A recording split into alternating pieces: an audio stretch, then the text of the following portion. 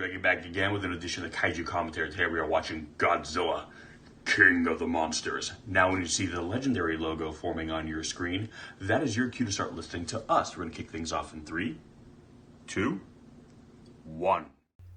Hello! Hello! And welcome to another edition of the Kaiju commentary. Today we are watching Godzilla, King of the Monsters. That's a little reverb that you added with your voice there. So this is a sequel to the 2014 Godzilla film directed by Gareth Edwards. This one by Michael Dougherty of Krampus and Trick or Treat fame. Right from the get-go, you get some of the kaiju right there. Yep, I see. I'm assuming it was Rodan and Behemoth. And I love how the first thing we hear is the classic Godzilla roar. You know, that one they said wouldn't work in the sound design in 2014. And the first thing we hear, almost as like a middle finger, is like, no, you get the old one. Now we got a flashback of sorts from the first movie. Yep, which I kind of figured that's what this was going to be when we saw this shot of San Francisco burning in the trailer. And I like how they're linking the two films together right away. It's kind of showing you, like, during the climactic events of that film, you know, the genesis. It was basically as the climax of one family was happening, the genesis of another one was kind of beginning. And this shot right here. Oh, hey guys, I'm just passing through. It's just epic. And real quick, right off the bat, Kid's just unfazed. I know. I really want to go ahead and do a shout out to was it Bear McCree? Bear McCreary, yeah. Bear McCreary, forgive me. R's always throw me off. You said McCree. No, McCree. I'm just thinking of like the thing McCready. But yeah, no, he's done the soundtrack to the most recent God of War. He's done a ton of stuff. Yeah, he's done a lot of TV. Yeah, more movies now. I know he did the new Chucky too. Yep, apparently. As well as that, which I haven't seen that movie yet, and you know, say whatever you will about it, but from what I heard of the music, fantastic. But amazing job of the music. But right off the bat, I like how we're seeing the fallout of 2014. I love that this is now like, you know, as Michael Dougherty kind of said, you know, the Showa era, you know, was kind of like this amazing era where the world lived with the reality that kaiju were real. Like we live in a world where giant monsters are a part of it, and you see how like the world's defenses were attuned and kind of just governments were kind of built around, you know, this notion that, yeah, a giant monster could come out of the ocean and, you know, ruin your day.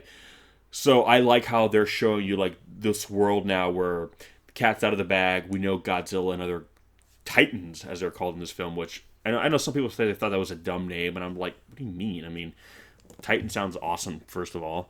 And I understand that in Japan, these are always referred to as kaiju, but I mean, that's kind of an equivalent to what kaiju means. Yeah, like a giant monster. Yeah, which Titan fits pretty well, I think. But I think because the word kaiju really goes back into like a kind of tokusatsu, like, and even just a history of Japanese with like kaijin and all that. But in America, most people had never even heard the word kaiju till Pacific Rim. So because they just kind of separate a little bit from that, they call them Titans, and that's fine with me. I mean, Titan sounds, in my opinion, equally cool. So, and it harkens to like mythology too. And so we have Millie Bobby Brown, the first person announced as far as the cast of this movie. Yeah. Hey, for the amount of times I burnt toast, I might have benefited from a Google recipe or two on proper temperature settings or. It's just funny. I'm like, how old is she supposed to be here? I think like 12, 13, 14? She's 13 when she filmed this. She's like probably 15 now. But yeah, no, she was. My mom didn't let me drink coffee at 13. Maybe if she saw kaiju, she would have let me.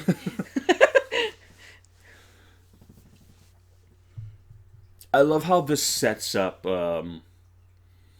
this very kind of like, you know, again, if you want by the way, if you're listening to this commentary, thank you, but I highly recommend you listen to the commentary that with Michael Dougherty for this film, but they give you a lot more insight. But it's one of the who's that? But it's one of the things I like they set up too is like, in a more traditional film, these two would have been set up as like your main protagonist, very sympathetic characters, but these are kind of spoilers, by the way, are villains. Yeah. They are, villain in the sense of how you're going to build this movie. And the fact that I like how the daughter is not ignorant to it. She's not like, what? You didn't tell me you were going to do this thing. She knows. She knows exactly what's going on.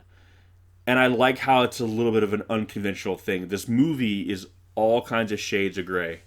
Another Stranger Things alum. I forgot Mr. Clark, I think is his name.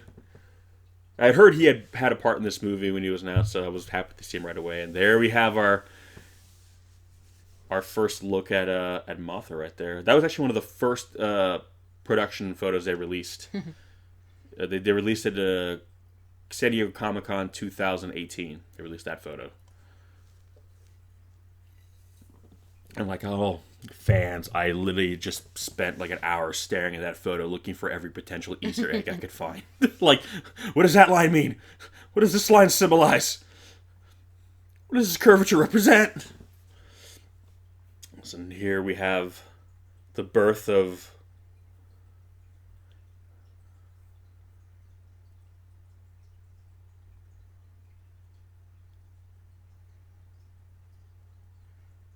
Now, Michael Dougherty pointed something out in this scene too that I didn't really think about that makes sense. Is that basically Mothra is kind of just like a phoenix metaphor. She's resurrection. She always comes back. So it's like, I love how they gave them scientific names, and the scientific name is actually the Japanese pronunciation. Mm-hmm. Like in Japan, Japanese sheep Mothra would be pronounced Masura. But yeah, he made a good point. He was saying too that Mothra's body dies, but essentially her soul, for lack of a better word, is immortal. So her last memory was the last thing she remembered when she dies, and she's probably used to every time she wakes up having her, her holy procession. She's got her fly girls there, the little twins dancing, yeah. Little song and dance number. You got the background dancers in the back, doing their thing, shaking that ass. So she's waking up with some expectations. She's and then she wakes up and it's like dudes with guns. She's like, the fuck? Like, well, hold up. Right. It's like, do you not know who I am? Kiss my ass. And I love just seeing the webbing. Oh, I know. I mean, I know that the moth form is obviously the more iconic form, but I was actually the more interested in seeing how they were going to portray her here in her larval form, because... Let's be real, guys. I love Mothra, but her larva form kind of looks like a giant turd sometimes. I love her, but we can't be ignorant, okay? But my point is, because it was essentially just like a little puppet, like on a dolly track, essentially, it was always very limited to the movement she could do. Yeah. So it usually wasn't until she transformed where she had a lot more flexibility in terms of just not physicality, but also her characterization. Actual like caterpillar, yeah, larva like. Because again, I don't know if it was just the best they could do, and probably way back when they made Mothra, the larva in the first movie.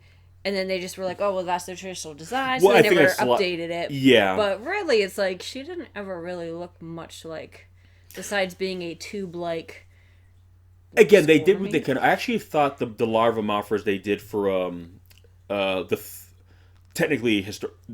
third film in the Rebirth of Mothra trilogy, when they went to the Cretaceous period, and you had kind of those green prehistoric ones. Yeah. And they had more spikes, but in terms of... But even those movies, it was, they took a lot more liberties, yeah. So honestly, her movement here reminds me more of Batra's larval form, because in that form, Batra could rear up, and kind of be more vertical. Whereas, well, I mean, she's done that. But the fact that, but in this form, I like how they're using CGI. They can kind of take advantage of the mobility, and they can kind of do more with the larval form. In a way. Yeah, and you've seen caterpillars kind of get up and rear up, do that. So I like how you're using the technology to enhance what was always there, Yeah. but just give it more freedom of movement. And I love that they gave her the bioluminescence. It's kind of like The mood eyes. detector. Yeah. Well, again, I think it's smart because also here too, you don't have the twins speaking for her, so it's another way of kind of communicating her mood. We can kind of get a sense of like, okay, she's calm, she's chill, because we've seen Mothra get angry. This reminds me of the Brachiosaurus scene from Jurassic Park when they're petting the Brachiosaur in the tree. But it's funny. I mean, obviously, we've said this is going to be a spoiler. Yes, if you have not seen this movie, please stop listening to us right now and watch a movie without us. Even though we basically already spoiled stuff. But I love that she didn't actually touch Mothra. Oh. And the only person that touches a kaiju in this is Serizawa. Yeah. Well, I love that Mothra was actually going to let her. Yeah. Because Mothra understands that, Mothra almost, I kind of feel, looks at us as the inferior species and is more of a motherly figure to us. And then we have Charles Dance. Tywin Lannister. What was the joke they made? His time travel machine. Is it the joke they made? You have a film where Tywin Lannister kills Mr. Clark. Yeah. Just like, there's your movie. But yeah, I'm literally a fan of Charles Dance from like everything else he's done, because I'm like the only person in the world who doesn't watch Game of Thrones, but I've grown up watching him in like The Golden Child, Alien 3, and he's a phenomenal actor. So when I heard he was going to be in this movie, I was like, good. I love this guy. He's so funny. And now we're seeing the few scenes Godzilla was in the first movie. You didn't see the first movie? Don't worry about it. Just watch this briefing. You'll get it. But see, I like right here how we're establishing that. Like, and I love that too, because the government has been funding Monarch and knowing about Monarch, but like in typical government fashion, the second the shit hits the fan, they look for a patsy. They look for a fall guy. Yeah. So right away, it's like, oh, let's put Monarch's ass on the fire. Like, oh no, see, it's Monarch's responsibility. It's Monarch's job. You fuckers were financing Monarch. Monarch is not a private organization. But now that... Well, and again, it's kind of a classic, scientist versus military. Yeah, where it's like... and on the one hand, you also can't really blame the military. I know it's very easy to vilify them and be like, well, they just want to shoot everything. But from their perspective, and I also kind of get the sense that not everyone in the government knew about Monarch. I kind of feel like this is like kind of a very classified government organization. Like, the White House intern didn't know about Godzilla or Kong. But it's also one of those things, too, like when it's also one thing to know that they're out there and it's very cryptic and mysterious. It's another thing to have literally San Francisco be wiped off the map, you know what I mean, by 3 of them.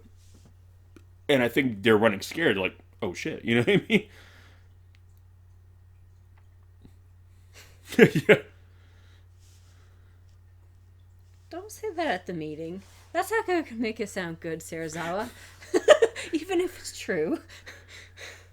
And I like how the Admiral from the first film, by the way, I'm glad that he came back. I actually really liked his character. As far as military characters go, I thought he actually was kind of had a lot to offer there, so I'm glad to see like they brought him back. But I like he knows. He's like,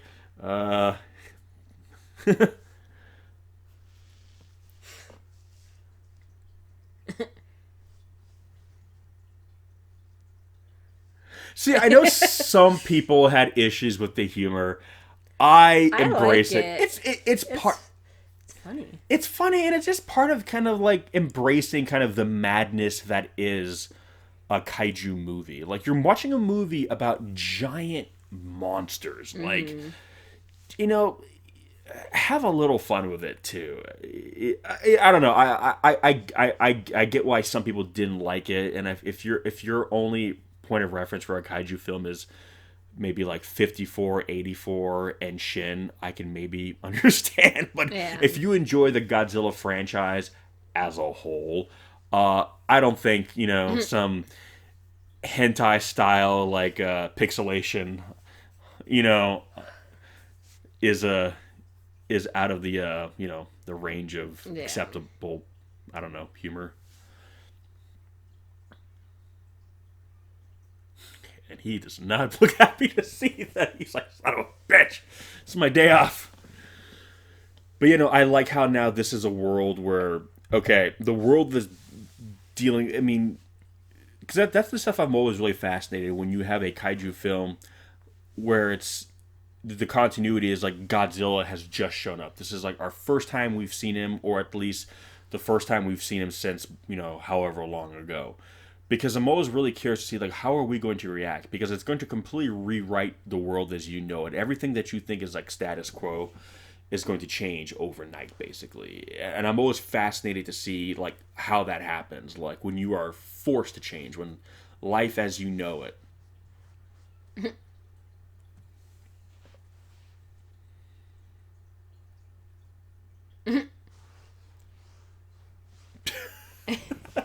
He's so awkward. I love I it. know, I love him.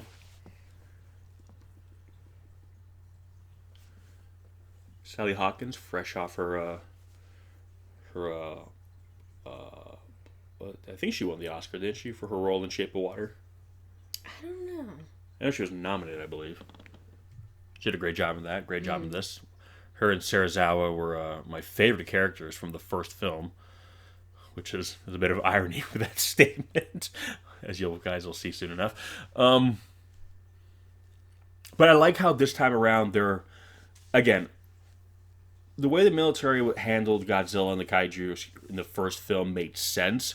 But I always said maybe the kind of sort of tiny misstep in the first film was that we spent a little bit too much time with the military, the people who don't really care about Godzilla or understanding what he is so much as they are just how to get rid of him, versus the people, the scientists who want to study him more. Because I mean, if this was real, yeah, we might all be wanting to know what the military is going to do, but as audience members who are perfectly safe, we're more interested in the monsters themselves, and it's these guys have the job of doing it. Their job is to understand what they are. So I'm much more interested in following them. So I like how this film kind of followed that instinct and really is like, okay, we're sticking with the scientists. Now there's military in the movie, but the military are kind of used, again, like I've always said, how they're used a lot in the Toho films, where they're there to kind of execute a plan of action that is kind of put forth by the scientist. And until that plan of action is ready to be executed, we're with the scientists as they're trying to figure it out. So I really like that this is the approach this film went with.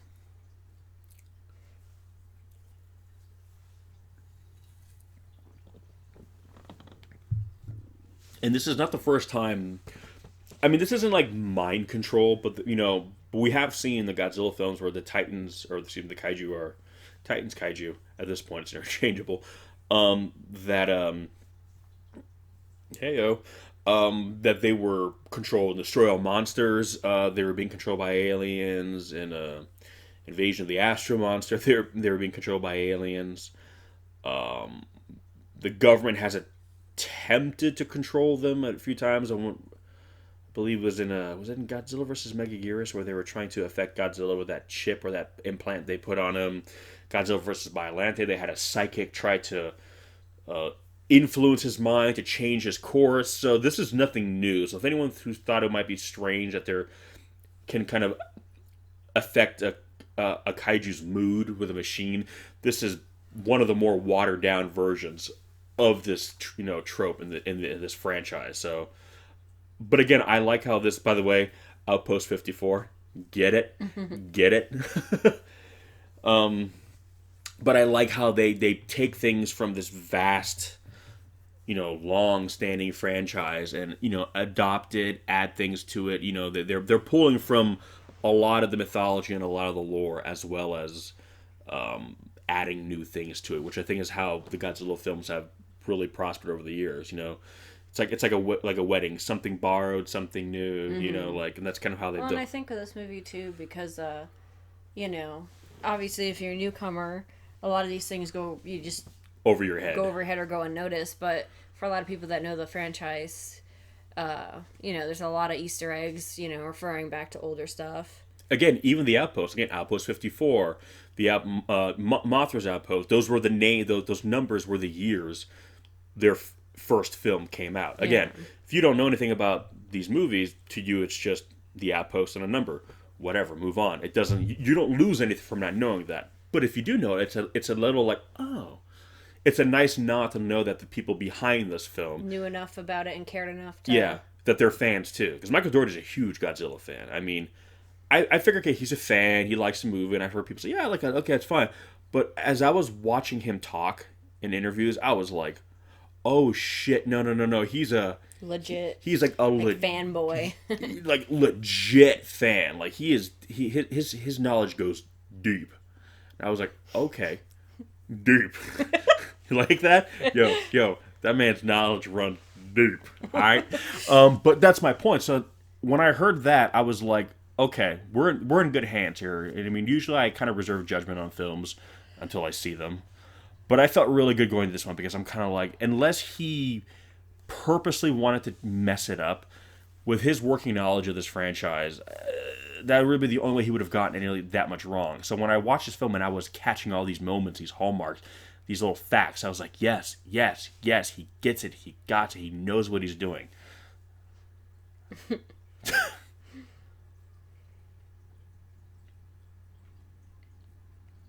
Now, obviously, he has a bit of this Ahab, Moby Dick kind of mentality with Godzilla because he blames Godzilla for the death of his son. But at the same time, I kind of feel like he's the voice of the non-fan. Like, This is a room full of Godzilla fans. You know, I mean, they think Godzilla's cool. They think studying Godzilla's cool. They're hiding Godzilla from the U.S. government because they don't want, they're Team Godzilla. They're the fans. But he's the guy who's like, I don't really watch Godzilla movies. You know what I mean? Yeah. So he's reacting to it kind of the way people are saying, well, listen, if you kill them all, we don't have anything to worry about, so let's kill them all, right? Problem solved. Like, my son is dead because Godzilla exists. If Godzilla didn't exist, my son would still be alive. And I kind of feel like he is reacting the way, he's viewing Godzilla the way the non-fan reacts to Godzilla. Whereas the fans are like, no, yeah, he causes billions of dollar property damage and kills millions of people, but he's Godzilla. We love him, right? So I like how a lot of kind of the cultural perception of Godzilla as a character is almost reflected in the characters in the movie, with the ones who are, want to study him and understand him and keep him around versus the other people who are just like, get rid of him. Yeah. Seems like a nice day for murder. Murder. So this was Outpost 32, I think they said, which was supposed to be like the successor outpost to Outpost 31, which was from The Thing. Because it's in Antarctica. Yeah, and he was saying, well, yeah, you're not going to have a million outposts out there in Antarctica, so,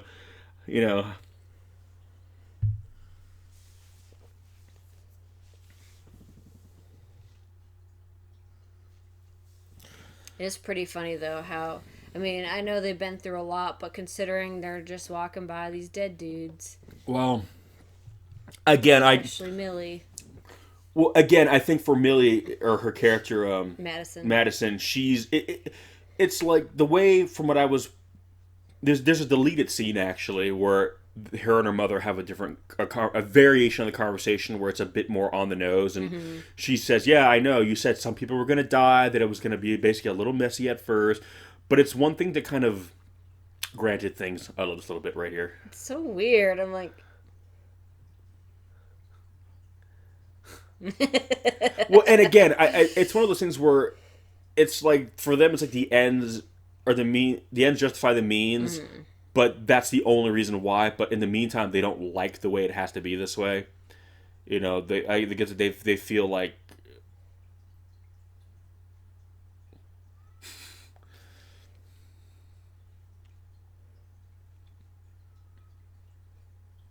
But yeah, no. So for them, it's one of those things where it's one thing to know about, like, in war people die or this and that. It's another thing then to be thrown on the front lines with a gun in your hand and you see people with their guts blown out all around you. Like, I think, like, she understood that, yes, they were going to have to do something. This could be for the greater good. And, yeah, some people are probably going to die. But it was all in the abstract. It's all in the theoretical.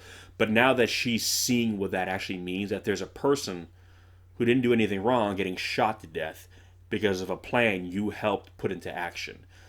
And I think she's young enough where she's not as maybe jaded or as bitter as her mother, where it's like, oh, her mom feels bad, but hey, it's the way it's got to be. She's still, youthful enough where, okay, I mean, I Yeah. can't just. I don't have enough. I don't have enough cynicism and bitterness built up in me yet to Well, and just to be deal with this. fair, because she was like young, she probably kind of remembers what happened, but I think she would have been young enough where it's kind of hazy. You know what I mean? Well, yeah, because you look You're in not the growing up with the guilt like the parents were, that sort of thing. yeah, and it's gonna sound maybe really mean on my part, and if any of you guys have a younger sibling or have lost a sibling, please understand I am not making light of it in any way. But if you look at like the age they're supposed to be during this period, and like when she was, her mom was holding her, That's what I mean. she was very young. Her brother was younger, so it's not like she had like a decade or more with even her brother. So she Well, remembers him. That's what I mean. Like it's not the same for a sibling. Ugh, it's gonna sound I know bad. what you mean. Like she I feel like it wouldn't be as bad because again, if you're young, it's kind of like, if your parents get divorced, you're real young, or something like that. It's sad and it sucks. But ultimately, you're so young, you usually don't you can remember bounce a lot. back. Well, children are more resilient, whereas Yeah. adults are more like that. Who do you think? Who do you think the real reason all this shit gets paid for? Come on. I love this dude too. Oh, what's his name? I forgot. I'm terrible. He was like in the West Wing. Get Out. Here, I'm just gonna get the IMDb for this movie because the cast of this movie is just stellar. Like, Propel the mazes. yep, I love how they. If you look real close on the monitor, they say mazers, and Underwater mazes yeah. or something. Unfortunately, we couldn't get the fellas on this commentary with us because they're 2,000 miles away at the moment. But Chris always just jokes saying like the mazers look so cool and they are utterly useless. So I love how in this movie it's Godzilla like fashion. they're so useless that they don't even bother firing them in this movie because they're like, what is the point? Like what are they really gonna do? And I like how they just don't show him doing the attacking. It's a lot more cryptic that like there's this massive underwater facility and that's there to defend themselves from Godzilla if need be. And this is the first time they would have ever needed to enact these defenses, and he's already taken them out. Yeah, and he's even saying like real talk, like, come on. This guy takes nukes point blank to the face. What, you think your little underwater laser gun is gonna stop him? It's like hitting a grizzly bear in the face with a stick. It's like you're insane. Bradley Whitford is his name.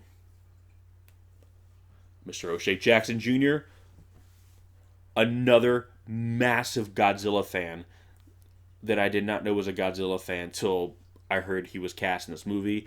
And then he was one of the first actors just really in the press start talking about it. And again, his knowledge runs deep. Bet you crazy. But yeah, no, he knows. He was the Kaiju. He was name dropping. He was talking about like that time as a kid when he saw Gigan make Godzilla bleed, and I'm just like, oh my god, he gets it. He knows. One of us. One of us. Yeah, no. A lot of Godzilla fans in Tinseltown came out of the woodwork for this movie, and it pleases me to see. Love this introduction for Godzilla. I know. Real quick, Z-Zang, I want to point out right there. Look at that. I love you can see like the underwater canyon behind him. Yeah.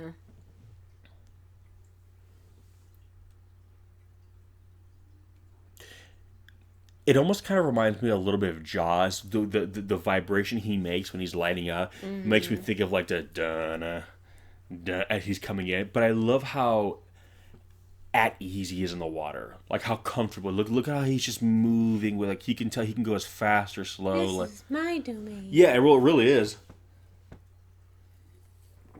Sorry if you guys hear me drinking, by the way, guys. How dare you? How dare you? How dare! I didn't know you were one of those liquid drinkers. I mean,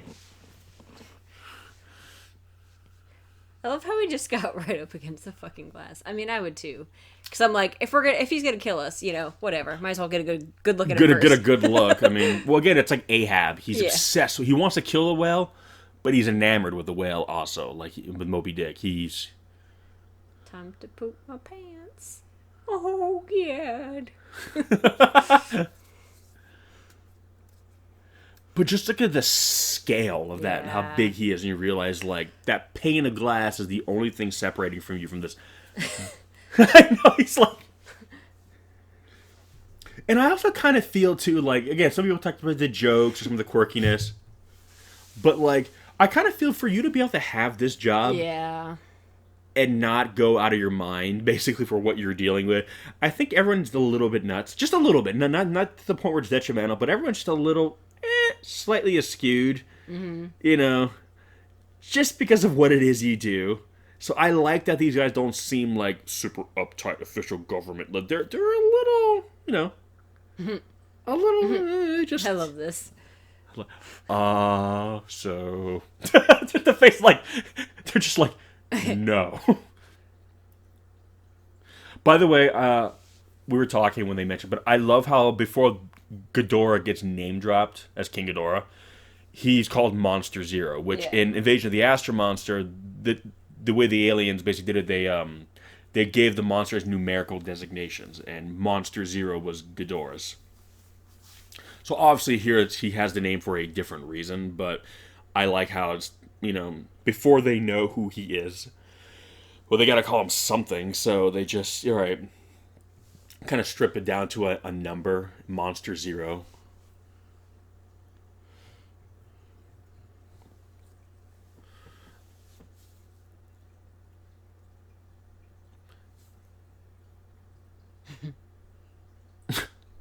I love that. Like, that's their job. Yeah.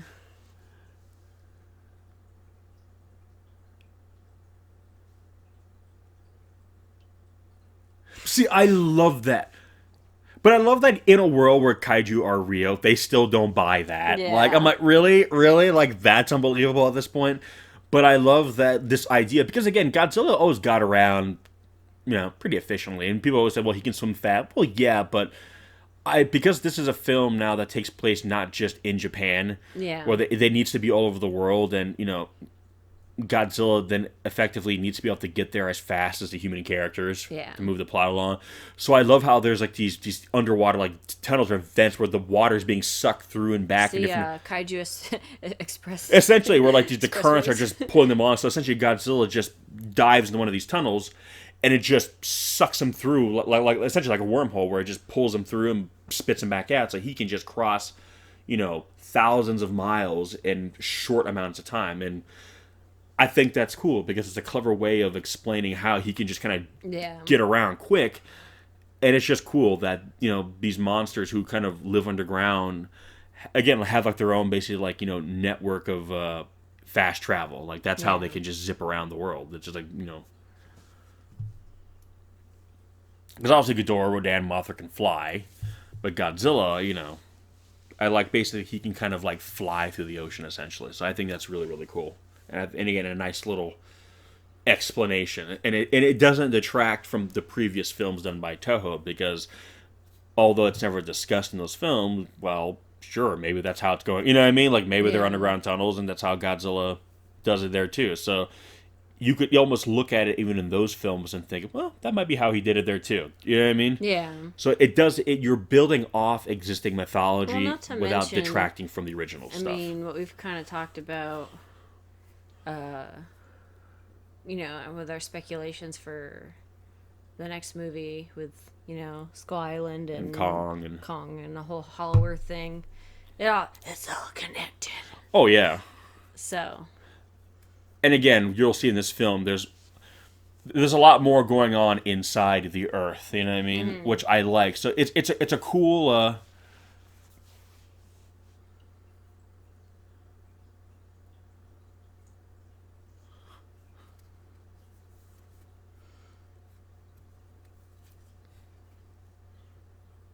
I'll take that.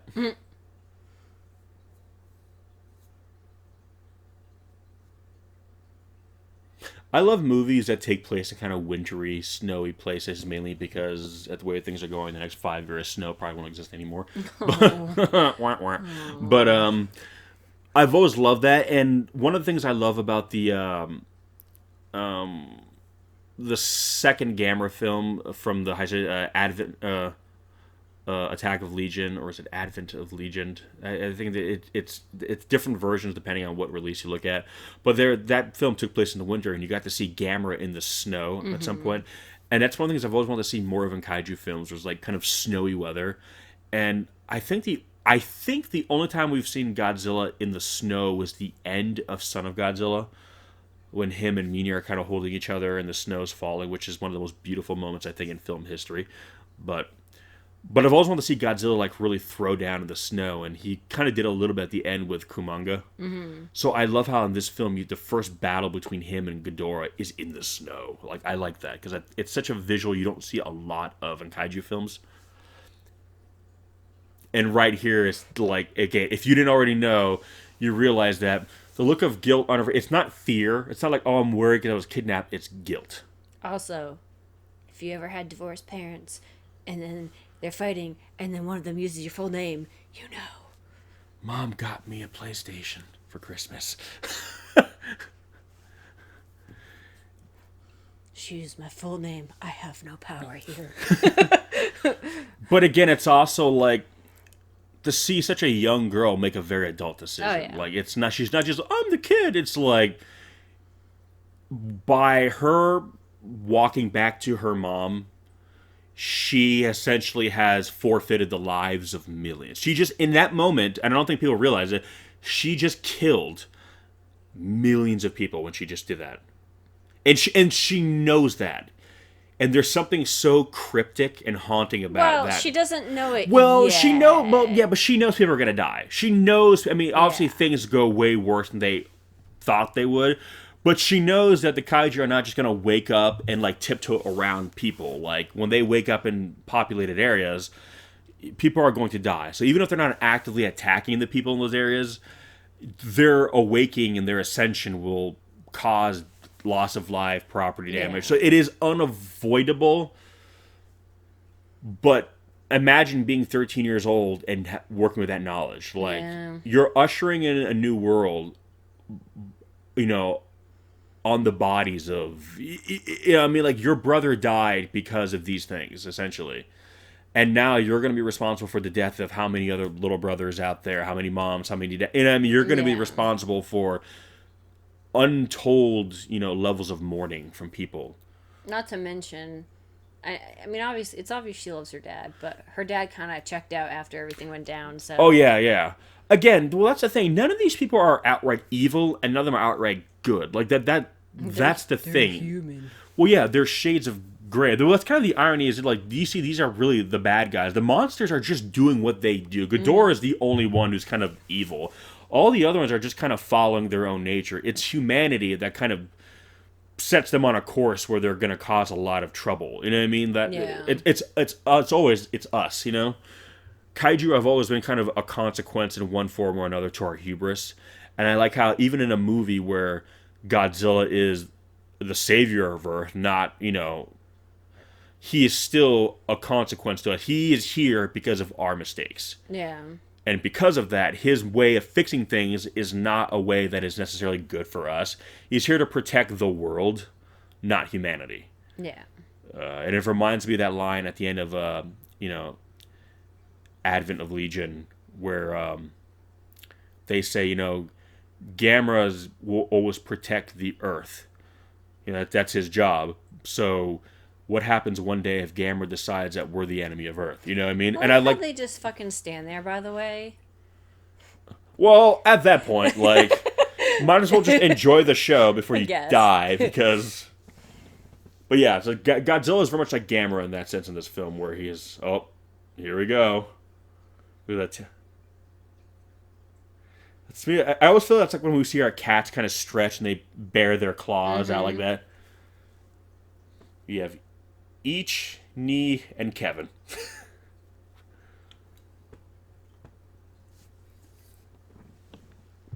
King Ghidorah. Look at him. Look at him. And he looks like King Ghidorah, too. He looks like King Ghidorah. That makes me so happy. They didn't go super abstract with him. They didn't, really change the design, like... Yeah. Time to go get to the chopper.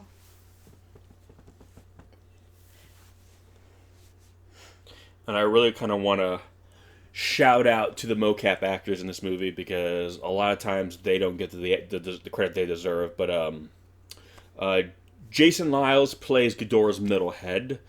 Alan Maxon plays Ghidorah's right head.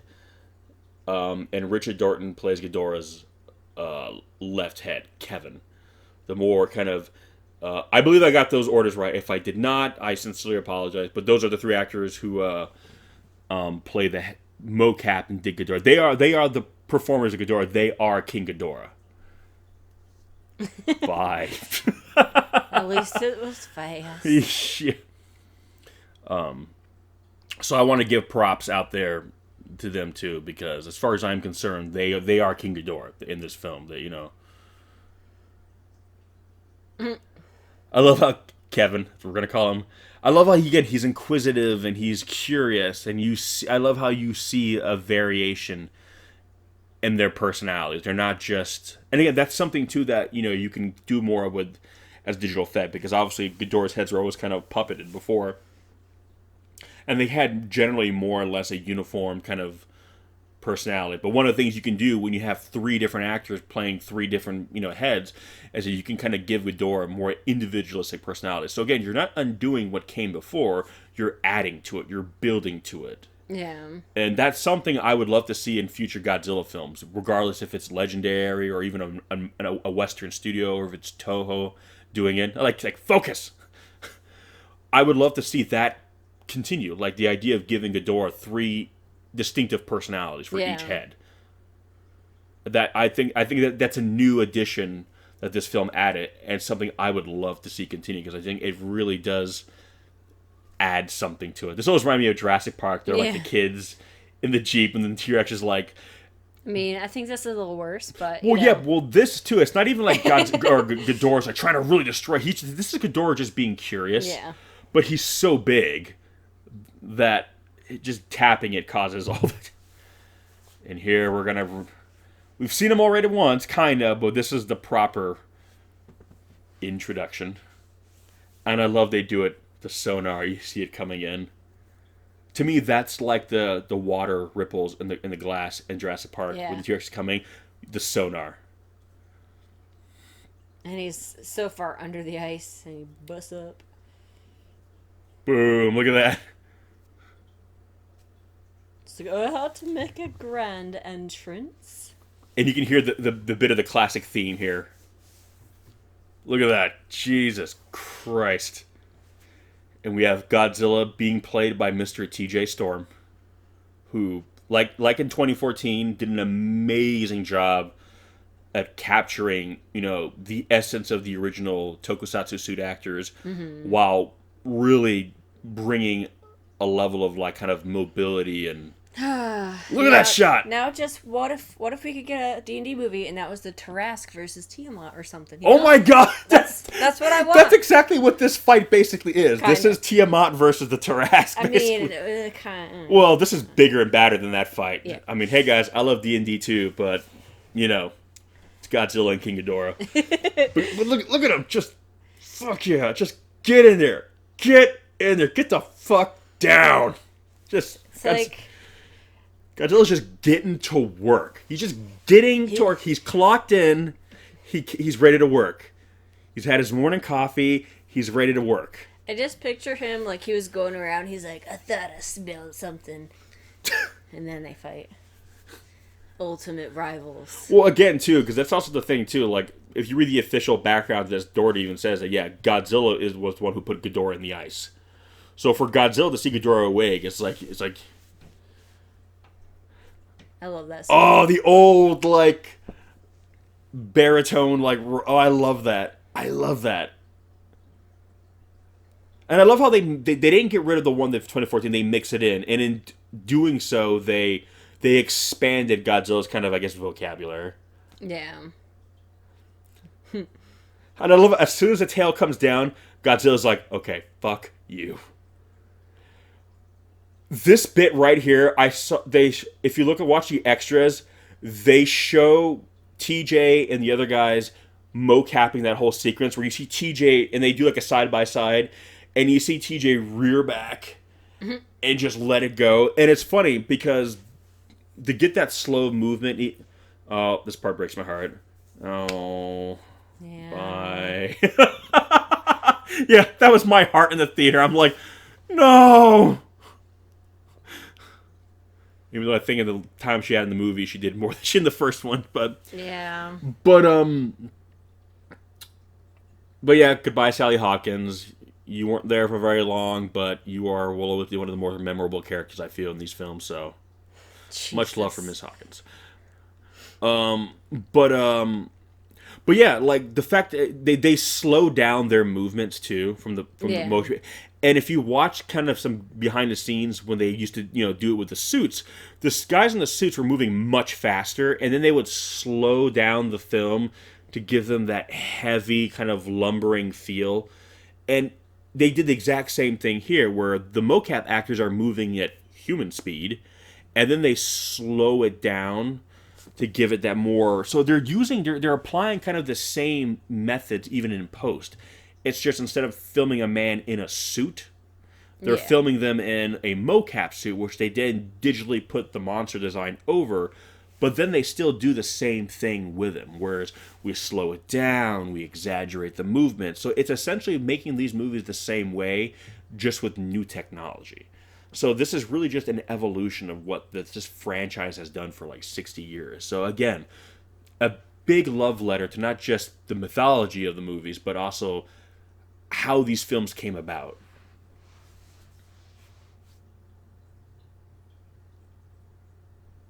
And I like how in his face too, it's for him like he kind of idolized these people. They say never meet your idols kind of thing. So it's kind of like if you have a favorite actor or a favorite musician and you get to meet them and they turn out to be a complete asshole, or there's just you find out, oh yeah, they went to jail because they, I don't know, something terrible. You know what I mean? Oh damn. It's kind of like for a lot of people who used to like idolize O.J. Simpson because he was really famous, and then things happened in the '90s, and suddenly it's like, oh shit. And I like for him it's personal too, because his friend died because of this. So it's like he's got like a personal stake. Shot just reminds me of like a big great white just moving when you see them just kind of going, in the water, and I love how, like, even in the first film, the military is following Godzilla, right? And Godzilla just doesn't care.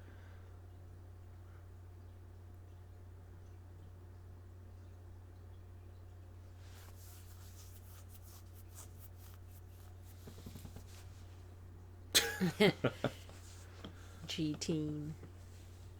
Just why didn't they call it G-Force? I know. Why didn't you call it G-Force? Come on. You're just teasing me now. So... They could have called it G-Unit. Gotta get 50 Cent in the team down on the ground, handling business. I feel G-Unit would be Godzilla and his team. Right. Godzilla and his friend, get Anguirus and everybody else down there. See, now some people thought her reasoning for doing this was dumb. Not only do I find it brilliant, I can't say that being the bitter, cynical, monster-loving son of a bitch that I am, that I would not have done the exact same thing had I had the means to do so. I'm real talk, just being completely real with you right now. Ugh.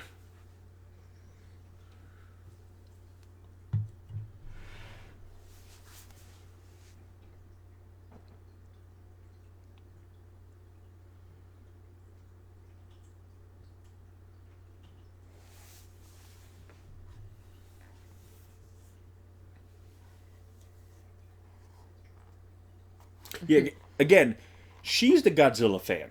Mm-hmm. She's the one who are like, yeah, let's have a world of monsters. Let's have our monster cinematic universe. That's what we want. We don't want these movies to, after the first movie, us to destroy all the monsters and that's it, no more movies. We want them to keep making these movies. So for that to happen, we need to fail against the monsters, essentially.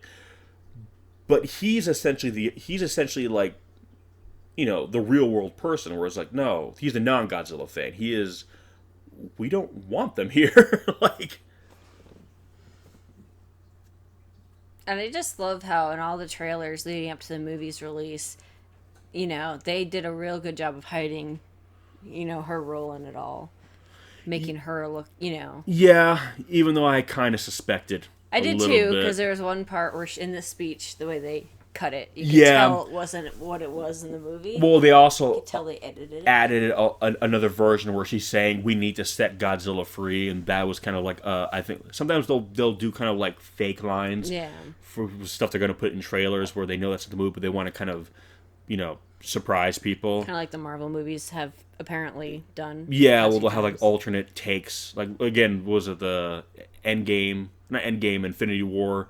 There was that shot where they're all running in Wakanda and Hulk's in the background, and then you see the movie, and obviously Hulk's not in that scene. Yeah. So it's like they'll do that. And again, it sounds crazy what she's saying, but she's not. That's the thing. She is not wrong. Now, there might have there been a better way of doing this. Absolutely. One at a time, really carefully, controlled, sure. But in her mind, she's been pushed to the edge. She's like, okay, we're out of time. And she's very spiteful, I think, to humanity now. So she's like, screw it. We're just going to cut to the chase and just get to it. It's going to have to happen, so let's just make it happen.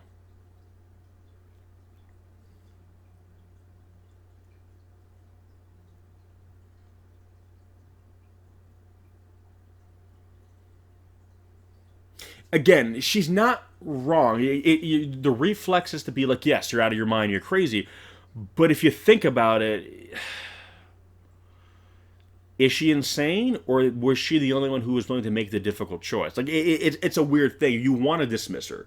You want to just be like, no, no, no, you're wrong. And again, they're both right here, where she's saying, this is an inevitability, this is what we need to do. But by him saying this won't bring it back, like the way you're doing it is a reaction to your grief. That's how you're grieving. You essentially, you're basically saying, like I'm doing this so my son's death wasn't in vain. But it kind of sounds like you're doing it this way, so your son won't be the only one that was lost. That it won't be just your kid that died. You know what I mean? That's like, yes, my kid died, but hey, he was one of many to bring about a better world. I know. So it's interesting because again, you can definitely see like they're both right. It's really the methodology that is kind of the issue here. Well, it's one of those things too where she's talking about how Monarch is on the verge of being shut down and they want to kill all the Titans. But I'm kind of like, I mean, obviously, it's a completely different movie. But in my mind, I'm like, for all they know with the Titans, what if they try to kill them? I mean, if they even somehow manage it, what if their carcasses leak out like toxic stuff that just kills everything, the surrounding land? Kind of like Pacific Rim did that. Yeah, I didn't want to compare it, but ultimately, sort of like that. Whereas, like, their blood was toxic, and wherever they fell, they kind of contaminated it. Yeah, no, that's they don't know. So either way, they could just kill the world that way. At least this way, in her mind. And the thing you're gonna learn too, spoilers. Yeah. Ghidorah is from space. He's an alien, which means there are other Titans on other planets I love this part, by the way. Yeah. Yeah, see, that's what that is what she told her. She's basically saying, like, we're gonna basically make Dinotopia with Kaiju. Yeah. And he's basically saying, no, these things don't give a damn about us. Like, we're ants, basically. Like, what? It's basically us or them. The difference is they're choosing them over us. He's basically saying, fuck humanity. Let's let them rule. Now, here's something, I guess, in the novelization of this film that they expand upon his character that I really, really wish was in this movie, and I'm hoping they put in Godzilla vs. Kong, that what really set him over the edge was that his daughter was murdered. So in addition to, being in war-torn countries and just seeing the worst of humanity, on top of all that, humanity took his child from him. So he is much like her. But for him, he's like, it wasn't the monsters that killed my family. It was human beings. To him, human beings are the monsters. He's like, you know what? if waking all these guys up means the extinction of the human race, good, do it. Like, Nihilistic. yeah, well, basically, yeah, he's basically saying, if we can survive, okay, but if we can't, so what? Like, Well, and I think obviously for Madison, this, or I'm jumping back and forth here. I love that was it in the commentary we were watching, and they said they added that scene in after, to kind of help further explain what they're doing, and I think it really, I think that was the tipping point for Madison too. Like, she knew it was going to happen, but she's like, oh no, my mom is just a fucking murderer, basically. well, because she realizes that there's a right way and a wrong way to do everything, and this is the wrong way. Also, this is like one of the fucking coolest entrances. Look at that. Just coming out of the, fucking lava. And like with Ghidorah, he looks like Rodan. Like, yeah. I know that sounds like a dumb thing to say, but we've seen like big budget like reboots, remakes where, the thing that you're rebooting looks like the original kind of in spirit. Yeah. No, this looks like Rodan, and furthermore, this actually looks more like the original Rodan compared to later incarnations. Like, if you look at it's just like a modernized. He's essentially like Fire Rodan from the Heisei film, mm-hmm. But that film he changed. Cue the guitar solo. Because that's metal as fuck. But yeah, like that's the thing. There's been other iterations of the character that have looked less like the original from Toho, and this literally looks like a CGI version of the original Rodan. Mm. So I love that it's like for me it's like seeing like old friends. When I saw the first trailer, I was like, it's like old friends of mine that I hadn't seen in years really. Back, and they had gotten a facelift. They've been working out. They're eating better. They're looking good. You're looking good for your age. You've aged. I like how they're like, we're rated PG-13, guys. We've already used our F-bomb. We gave that to O'Shea. We don't got any more of those, folks. Sorry. And again, it's just so classic. Just seeing military shooting rockets at giant monsters. Like, I love it. I love it. And I also love the color palette in this film. I like that Michael did and that was one of the things I was really looking forward to seeing when I heard he was announced as a director, is that he's got a really good visual eye. Like, if you look at Krampus, you look at Trick or Treat, there's a really beautiful color palette. He uses a lot of uses color very effectively. That's something that was seen a lot more, I feel like, in the 80s, where you use color more. I don't know, like. Well, it's atmospheric. It gives the scene mood. You know what I mean? Like, it sets a lot up about the scene right away without having to actually say anything. Exactly. Or show anything even. Just again, that's what they do in animation and shit. Colored keys. Look at that, just classic. Gone. Bye. Jesus. And it's amazing to see what that looks like when they film it on set. Yeah. How much is added. I mean, obviously, a lot of it's digital, but it's just so weird to see, like. Oh. And I look, that's just one flap does that. Yeah. He's gliding in, flap, woof. Like 6 blocks gone. And I love how quick he just pops up. I love that he's just perpetually on fire, too. Yeah.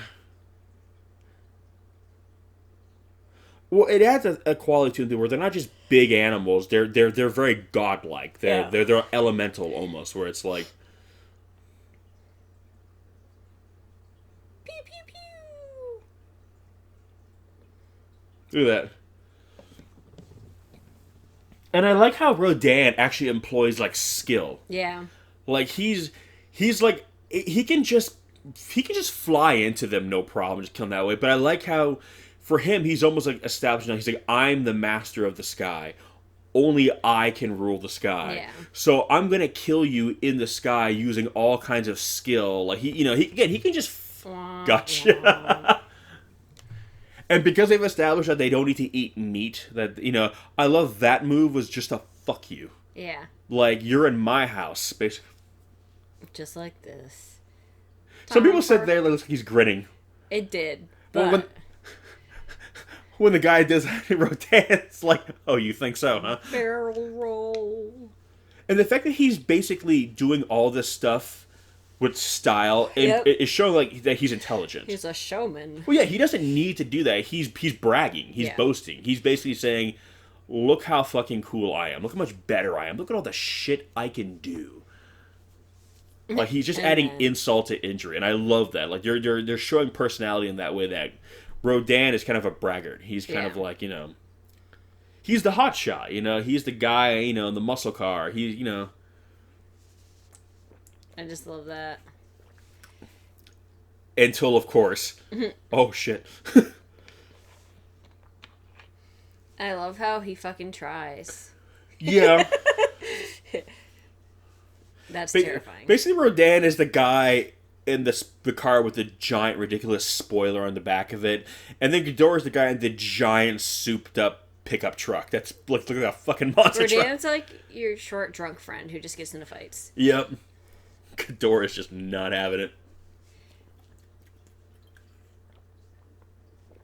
Because that's the thing.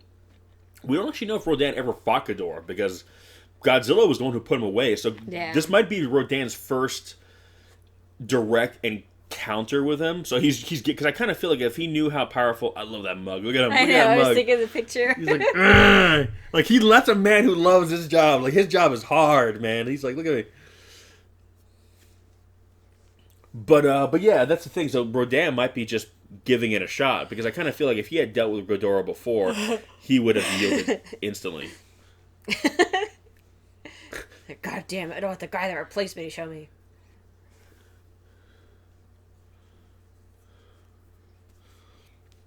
I just love how basically the human.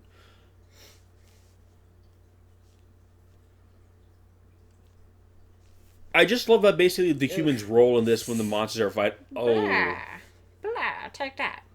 Yes. I shit you in the trash, eh? Yeah, I like how it's always like, just don't die. Try not to die.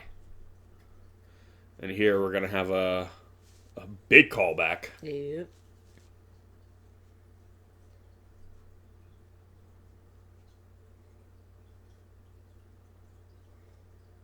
And it's so weird to see it in the head of the.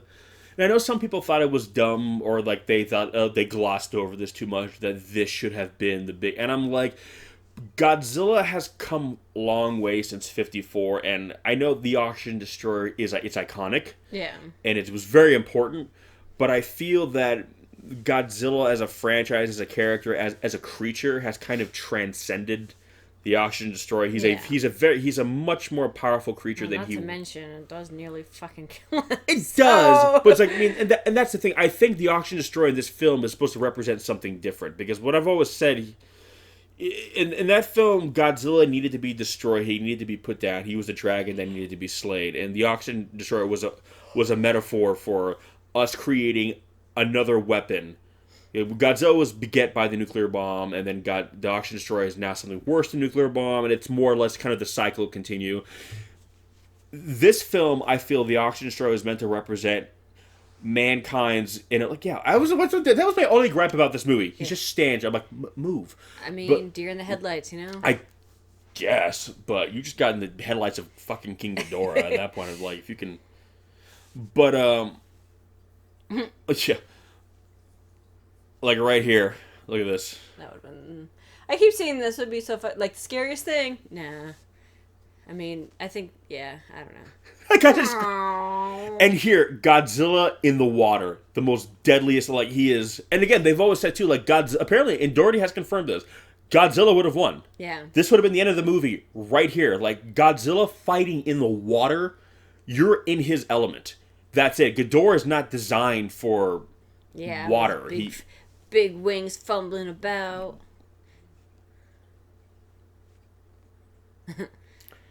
Yeah, see, Godzilla's like, no. It's like a big old alligator. Well, that's the thing, too. I know they say Ghidorah can regenerate, but if Ghidorah were just to drown... Yeah. I mean, can Ghidorah drown? Well, maybe not, because he flies through space, but... But if you rip his heads off... And then incinerate his body... Yeah. So yeah, the Oxygen Destroyer in this film is less about being this new weapon that begets another weapon. It's more or less about it represents mankind's folly in that a weapon that the Oxygen Destroyer does more damage in this film to mankind than it does in the sense that if we would have just stayed out of Godzilla's way, Godzilla would have killed Ghidorah, and all the Titans would have fell in line with him. And everyone, you wouldn't have destroyed all this life. Well, yeah, in this like town. But essentially, what they really wanted was like the Titans just resuming this role of just kind of like overseers, and us living in their shadow. That's kind of what it would have been. But because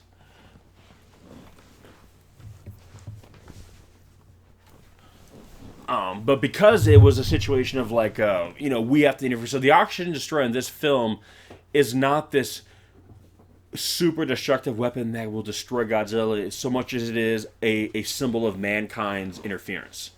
So the fact that, yes, they didn't do this big build-up, the whole movie wasn't about should we not use it like it was in 54, because the Oxygen Destroyer in this film is not meant to be what it was in that movie. So for them to have treated it the same way, they would have had to kind of... the way Godzilla's set up in the monster, he's not the same creature he was in 54. Not entirely.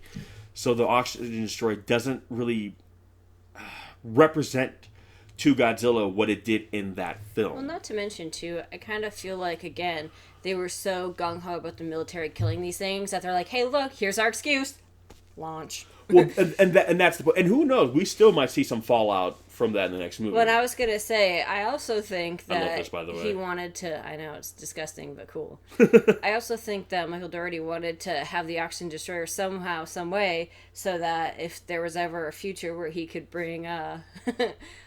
Destroyer, maybe? Destroyer. I mean, maybe that's the whole goal of the Oxygen Destroyer. It's not the weapon itself. It's, it's a catalyst. And that's the thing. We might even see a more... Because they said it was a prototype weapon. So that's the thing. They might develop a more effective one later on. This thing is gross. This is Scylla, correct? I hate it. It's gross and I hate it. Because it looks like a spider. This is the Behemoth one. I want to see more of this one. No, this isn't Behemoth. This is the one that's like part plant, they said, part... I thought that one was named Behemoth. Was Behemoth the sloth one? Yeah, the sloth mammoth, yeah. Well, that's the one I like the best. Behemoth? The new ones. No, this one. Oh, yeah. Which one? I don't remember the name I for forget this its one. name, too. I have to look it up.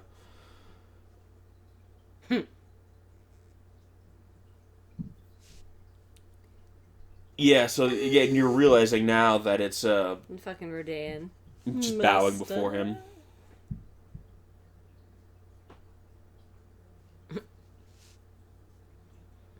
Basically realizing, like, yeah, because the thing is, she wanted humanity to kind of live with them, like we saw in the old days. But like the thing you notice about all those civilizations is that they're gone. That's the thing. Ultimately, they didn't live with them. So that's kind of the thing she's really, and this is kind of what I feel Jonah was saying is like, you wanted to create this utopian civilization, but that's not what's going to happen. It's us or them. That's Dr. Brooks' character we saw in Kong Skull Island, played by Corey Hawkins in that film.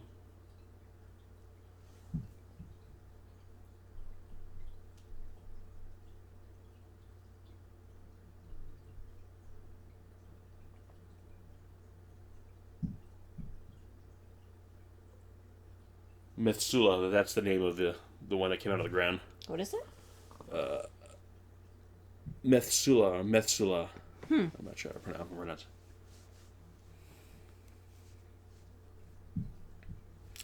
And now we're gonna get so the Mothra twins are kind of sort of in this movie, actually. It's a new take on the twins, but they are in fact in this movie. And I love we get Mothra's theme. Yeah. And basically, what the rhythm that would have been the singing from the twins before is now been incorporated into the music itself. Because before it was just like the drumming and some bass work behind it. It was like their voices doing the melody, but now I love how they kind of created with like a little like pan flute.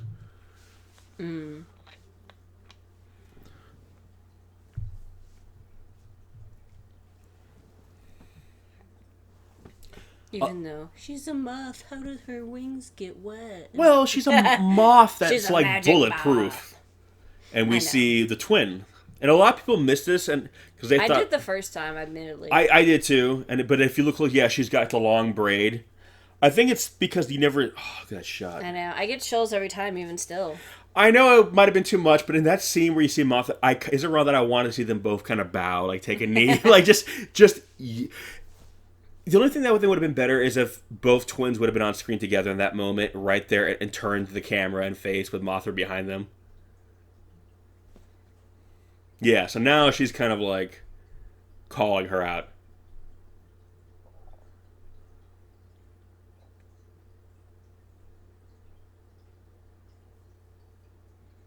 Yeah, so she's basically realizing like you're basically just doubling down on the tragedy. You couldn't deal with the tragedy, so basically you're just gonna cause so Even much. though I think it's funny that I don't know if I would have chose those exact words. Like, do you think he would have wanted this because he was a kid?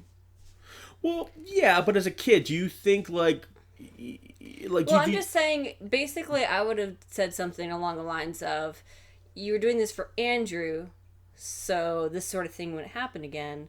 But you're making. But it you happen. just killed millions of people. You know, kids, parents, families. So it's really. Well, I think it's more kind of what she means is like Yeah. too. It's like basically saying like you're basically doubling down on the tragedy. Yeah.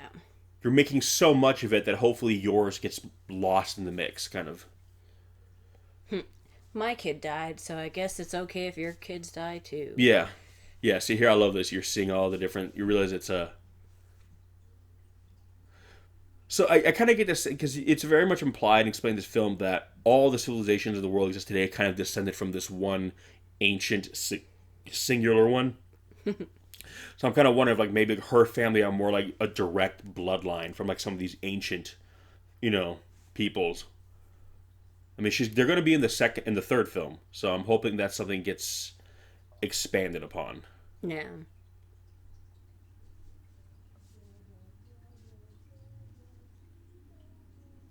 I love that.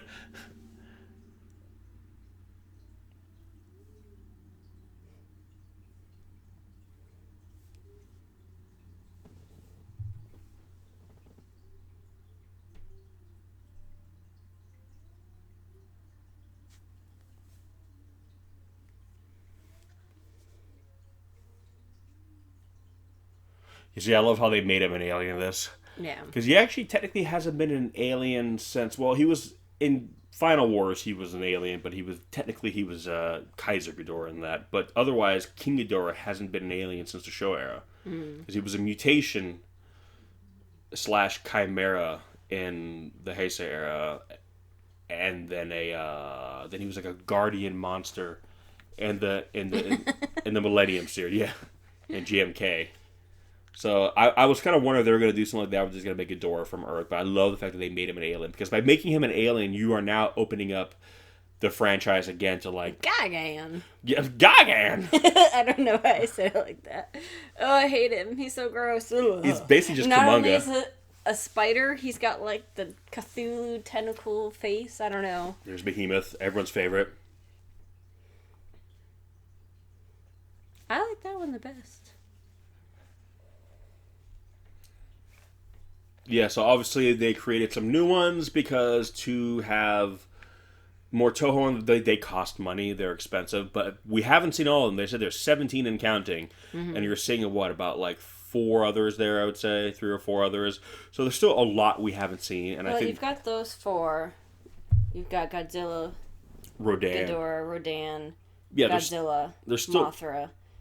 So that's 9. there's still more out there, and I kind of feel one of the reasons why they didn't show them all was because in future films, if they can get the rights to other ones, maybe some of those will be King Caesar, maybe some of them will be Titanosaurus, maybe some, you know what I mean, like Manila. It's Manila, but he looks exactly like he did. oh no. Potato face.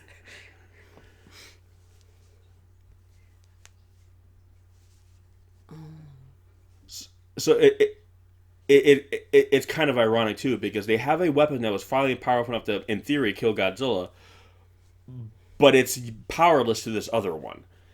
But Godzilla could have killed this other one. So it's mankind meddling. See, he kind of touches on. Yeah, he does it very much in the abstract. Yeah, I wish they kind of were a little more. Again, maybe the next film they might. Because I've always said I would have loved to have seen a scene with him and Madison where he just comes up and sits with Madison and just kind of talks to her. Because he basically, says, like, yeah, you think this is terrible what we're doing. And he goes, I used to have I think it would have been a great example. Like, I had a daughter once. She was older than you, da-da-da-da-da. Well, in a weird way, I kind of think that's what he was trying to do with this weird, creepy, like, face thing.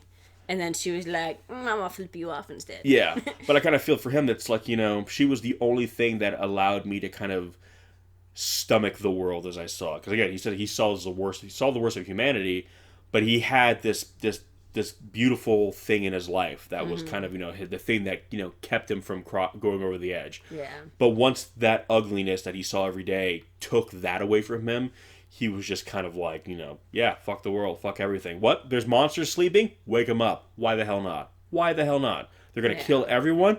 Good. You know what I mean? Like, take that. Well, a man with nothing to lose. Exactly. So that's why I wish they would have mentioned that. Because I think it would have made him a little... I don't want to say it's one-dimensional, but you know what I mean, right? I assume there's more going on than they were told, but I think at the same time... we not to sound pretentious, but we watch a lot of these kinds of movies, so we've learned to kind of read into these characters more than maybe what we're seeing on screen, and that could be just us too. But I can always kind of read into them a little bit more. Where for me, I can kind of fill in some blanks if I need to. But if you're not as deep into these kinds of genre films, for you might just take it more at face value, and that's fine. Well, I don't know. But if they're not giving you more, for you there isn't more. Yeah. I love this. I know. I was going to say, too, I don't know about other people, but for me, I don't like just being told, oh, this is the bad guy. I'm like, but why is he bad? What did he do? Well, yeah. What made him this way? Well, almost biblical this looks like. The old paintings of, the angels coming down from this. And I'm pretty sure that's what it's supposed to look like. Mothra's a beautiful angel.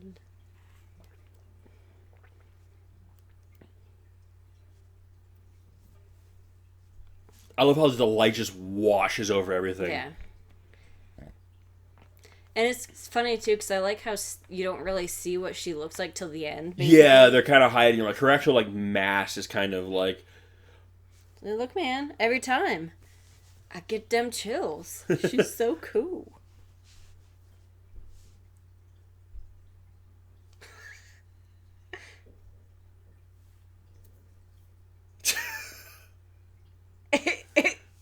I love him. He's like, huh?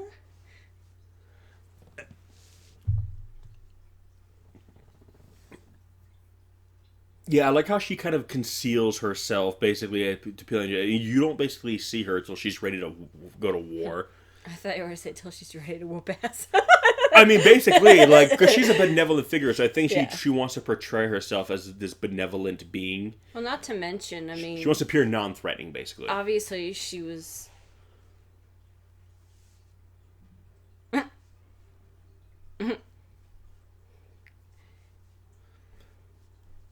Basically, she doesn't show kind of not her ugly side, but her more... Well, I was going to say, she's probably used to being, worshipped. Well, yeah. So, I mean...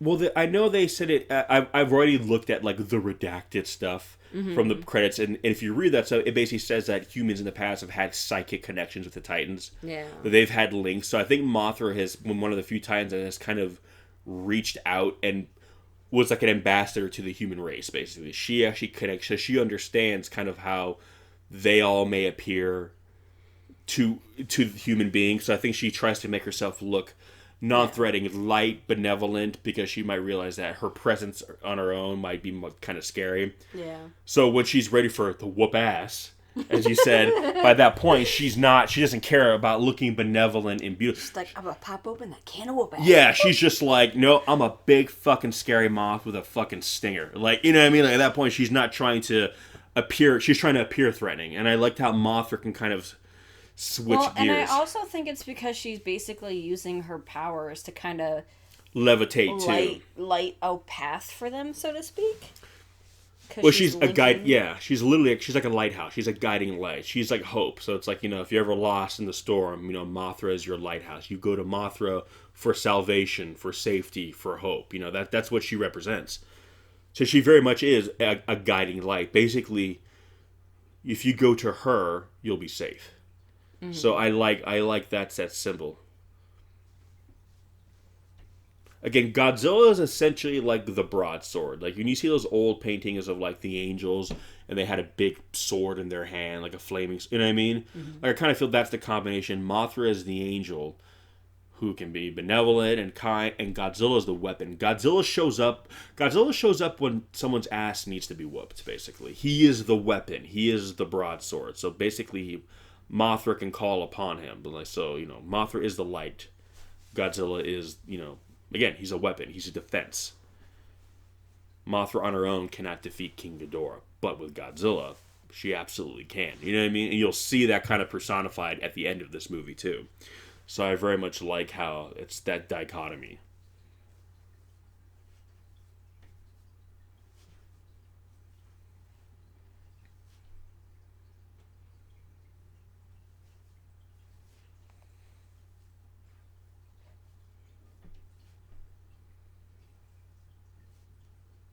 I've always wondered if Dr. Serizawa here had a son.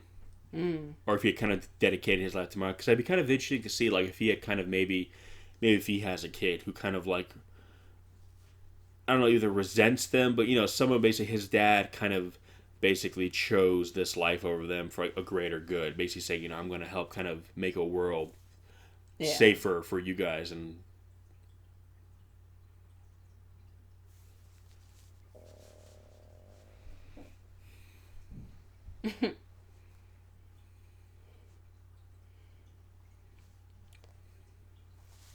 I like how he says that, though, because it's kind of like, I feel like being mad at Godzilla is like being mad at a hurricane, which is fine, but it's like...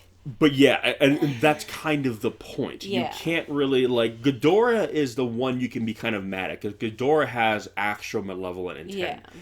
Ghidorah wants to take over the world, literally. Like, Godzilla is just, he's a force of nature. It's like, again, it's easier said than done if you've never, but yeah, Godzilla... It's not like Godzilla looks down at the kid and just raises his foot and steps on him. Whereas Ghidorah, you see Ghidorah try to kill individual people. Or even Rodan. Yeah, kind of going out of his way. Yeah, he's... And that's the thing. Before Rodan even fell under Ghidorah's control, Rodan was an asshole. Yeah. Like, he was being a... But to be fair... we kind of shot him first. So you could kind of understand that to some degree a little bit. But Rodan, you can kind of tell, is a bit of a dick, too. Like, Rodan could have just flapped his wings out and killed him all. No, Rodan's like, I'm going to enjoy this. Mm-hmm. Godzilla's the only one who kind of seems to not take it personally one way or the other. Yeah. He's very much, I'm clocking into work. I'm getting, I'm putting in my 8 hours, and then I'm out. Like, that's it. You know what I mean? I always picture him like, Clint Eastwood. He's like, young punks, get off my... Yeah, he really is. He's no nonsense. He's not there to showboat. He's not there to be, a braggart like Rodan. He is just there to get it done. I love that shot. I know.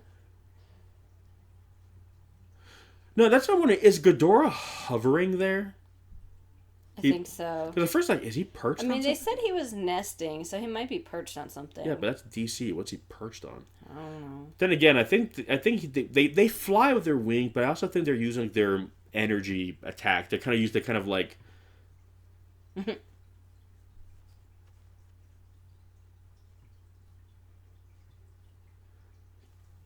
like how happy he is. Good for him. It's the small victories. Yeah, well, he was that guy in the office for the longest time. Yeah. So now he gets to be validated. It's like, fuck yeah. Thanks, Mothra. I know. Again, I love that whole con of the Hollow Earth, how to use that, And it also pulls into other classic science fiction and fantasy stories, too. it takes stuff that maybe the kaiju genre has always touched upon and goes. I mean, again, we've seen the Hollow Earth technically in Godzilla films, like in Godzilla versus Megalon. They had the Seatopians. This whole underground civilization was there. So this is nothing new to the Godzilla franchise. Again, this whole film is taking bits and pieces from the various lores and doing new things with them, which is awesome. And then seeing all this. Yeah, like, goddamn. So apparently this was one of the main cities, or not the main city, for this ancient civilization that basically ruled the world. Are they supposed to be Seatopians then? I mean, I don't know if these are the Seatopians, but a civilization like that, basically. Atlantis. Because apparently if you look at, like, Mothra's temple and all that, it's all the same architecture, basically saying that those were all colonies. So basically when this civilization fell, there were colonies all over the world that essentially just became isolated from one another and developed. So apparently ancient Egypt was one of the colonies. The Greeks, all those are colonies. They became the Egyptian, they became the Greeks through time. Once they were separated and the Titans went into hibernation. But once the world was this Atlantean civilization with Kaiju, ruling over them. And I'm just kind of like, that is fucking cool. And I know Dorde's even said, too, that he would love to see a prequel film from this era. And I'm like, that would be awesome. Hell, even if they just do an anime based on that, that'd be fucking cool. Mm-hmm. Again, this idea of linking the Titans with mythology, that's something that's been touched upon in Godzilla films. Like King Caesar was like an ancient god in Okinawa. So they have done stuff like that. But I love how this iteration of Godzilla, the franchise, that's the crux of it. And I love how they're using that to build upon. So again, you're taking something that's been there before and you're making more from it. You're making it your own. I like how apparently we know now that they don't lock any doors at Fenway Park. I mean, I guess if they're getting evacuated. I guess, yeah, at this point they got bigger things to worry about.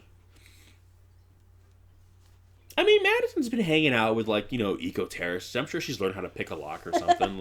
I'm sure she's got this. I mean, her parents work for this big classified government organization. She can get into some doors, man. This ain't nothing. I love the freaking lava. Yeah. Like waterfall. I guess not. River. There we go. Yeah. Yeah, I love it. It's burning so hot that you can it's still streaming in water. Yeah. And again, I love Godzilla has a lair. Godzilla has his own Batcave, man. That's awesome. Badass Batcave. I mean, I know they've shown Godzilla sometimes sleeping in the water. Usually he would kind of be in a trench or something. Mm-hmm. But I like how they gave him like a legit. No, Godzilla's got a pad. Godzilla's got his own flat under the water. You know what I mean? He's got a nice condo under the sea. Mm-hmm. It's so corny, but I love that though. That's the kind of that's the kind of humor that I felt was missing in 2014. Like, you don't have to turn it to an outright comedy, but have a little fun with this. Well, again, this group seems like the type of group, like any group really. If you were working with the same people every day, like those are the kind of dumb jokes you make. Well, yeah, especially if this is your job. Yeah. But look at all the people in the back of the military personnel. Yeah. They're not cracking jokes. They're not smiling. They're very stern, very serious. Well, who were all the characters we were following in the first film? The military. Mm-hmm. Hence why there weren't a lot of... Everyone was very stoic and very... See... Lines like that spoken out loud are why I love this movie. I know. But that's my point. These are people whose jobs are to study giant monsters and devise plans like this. So it makes sense that they're going to be the kind of the wackier, weirder ones. These are the weird people. These were the people who went to these were the art students in school. You know what I mean? Where everything in life was just a little bit skewed and kind of weird in their perception. So it's much more fun to follow them. Yeah. And I love how here, Sarah, and I called it, I think we both did, but when I saw that scene of him walking up the steps, I'm just like, yeah, he's going to die in this movie. But I love this idea of,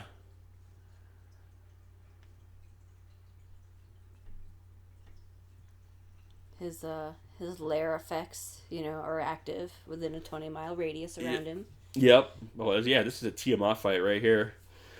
But no, I love how yeah, in the original film, Serizawa was going to sacrifice himself to kill Godzilla using the Oxygen Destroyer, and in this film, and people say the Oxygen Destroyer wasn't built. The Oxygen Destroyer is almost killed Godzilla, and it is Serizawa in this film who is going to use a nuclear weapon, the thing that kind of beget God. Yeah, see, I love his design. Beget Godzilla in the first place. You have to save him. So it's essentially Serizawa's journey in the first film, but in reverse. Yeah.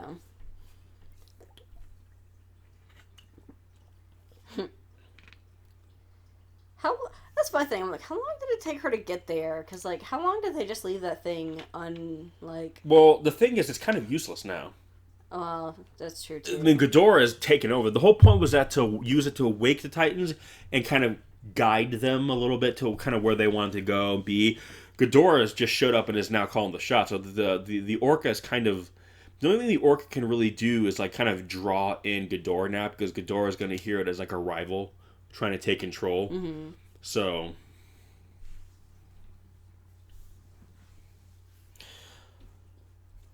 But yeah, no, I love that in this film, like Serizawa is like, okay. And that's my point. God, the reason why the Oxygen Destroyer did not hold the same level of reverence and significance as it did in 54 is the same reason why in this film, Serizawa is going to give his life to resurrect Godzilla. Godzilla is a different character in this movie. He represents something different in this movie. In the 54, he was purely the horrors of the atomic age. The atomic age brought about this horrifying monster. So we're going to create an even more terrible weapon to kill him, but what monster will come about because of that weapon? In this film, Godzilla is essentially, strong medicine that we all need. It's going to be bitter to swallow. It's not going to be easy. It's not going to be pleasant. But at the end of it, we're going to come out. But it is humanity being self-destructive. We are that which is really killing ourselves. In this film, Ghidorah kind of represents our folly. Us trying to kill Godzilla is essentially us being self-destructive. We are not doing what we need to do to help ourselves. We are just bringing about our own ruin. So the Oxygen Destroyer represented something different in that sense. So I understand for some people they heard the Oxygen Destroyer and they essentially wanted it to be what it was in 54. But the way this film, this story is set up and the way Godzilla is set up in these films.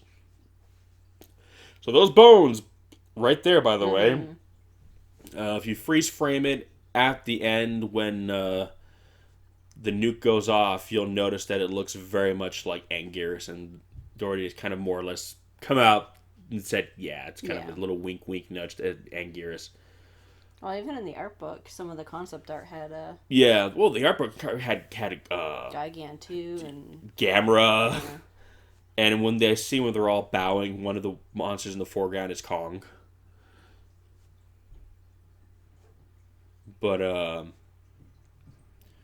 yeah, so basically the Oxygen Destroyer scene in 54 is now this scene.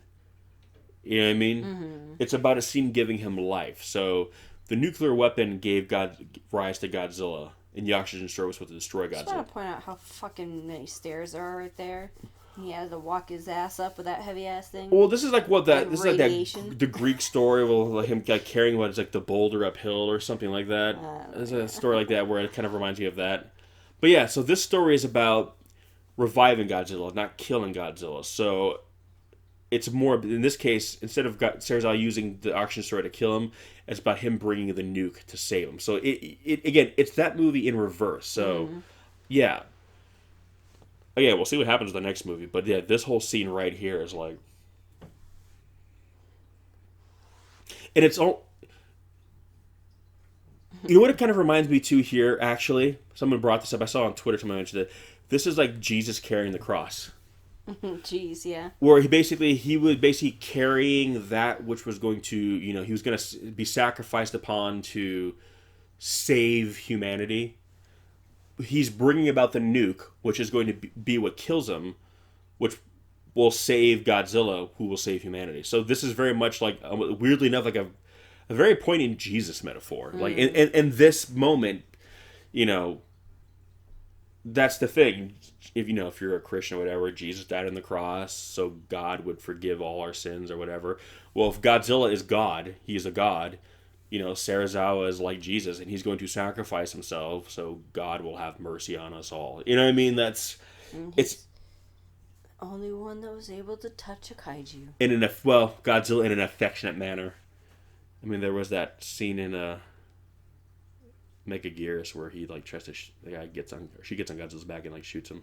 Well, but I mean in terms of yeah. Look at that. Right there. I love how there's no sound too. Yeah.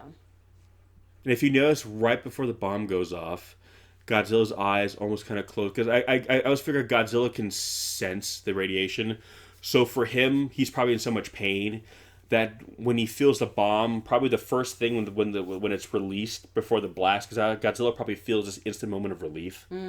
So it's almost like right when about to go off, you see Godzilla close eye because he feels like that. Oh, just for that split seconds before it just washes over him.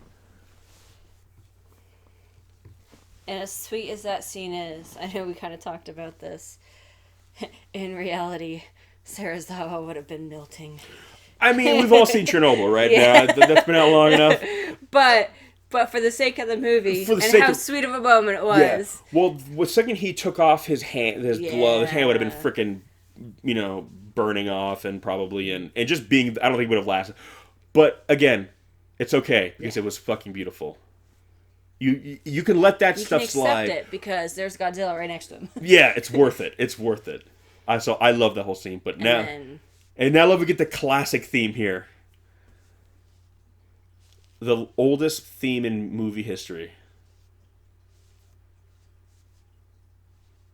And it's just amazing to think that, a film from 1954 with this song that was playing, to think that over 60 years later, the world would still be watching Godzilla movies and that theme would be playing. Oh, I love those crash tubes. I know, it's like, hey. All right. So I know I've told you this before too, but I'm like, how is Godzilla standing? Is he just kicking real fast with the little feet? Well, here's what I'm wondering. Tail? I know a lot of people have said that too, and it might be one of those things where like Serizawa being able to take off his helmet and not fry instantly. You might just do it because cinematically it's a beautiful moment. So you let it go. I like how they had a connection there. Yeah. Oh, I know. But I kind of also wonder too if Godzilla can be buoyant. Because like how some fish have bladders where they can kind of float more too. They can, or maybe there just happens to be a little trench there or something. I mean, there could be the ground with it. I mean, I think they just did it because just in terms of the staging, the shot, it just looks really cool. But I kind of think Godzilla could just float too if he wanted to. Well, remember when we see him in the beginning and he's hovering in the water and he's not forcing himself down. He's literally just floating there. I feel Godzilla probably has bladder sacks or something weird inside of it where he can kind of control his buoyancy. So something tells bladder sacks. Yeah, I got some bladder sacks. What's up? Y'all want to see my bladder sacks? No, but you know what I mean? But I kind of think he can probably control his buoyancy. I think you mean air sacks. Air sac, whatever. They could be in his bladder. You don't know. I mean, you don't know. Where's his pee go then? You don't know. The ocean. But you know what I mean? I always kind of figured Godzilla could probably control his buoyancy, so he could maybe float in the water a little bit. I don't know. It's a cool shot. I really didn't care. Yeah. A lot of people were questioning it. I'm like, I really don't. I don't care ultimately, but I just always like to think in my mind his little tail and feet are going really fast. Keep him afloat. I saw one shot where they drew Godzilla with legs that were a mile long under the water. Yes. No, that's what it is. I bet his tail's straight down and he's just resting on the tip of it. I think he just kind of like how if you're in a pool, you're on your tippy toes. I think maybe when he's underwater, he's Stretch Armstrong. He can just kind of so his legs are just all the way down to the trench. He's got a.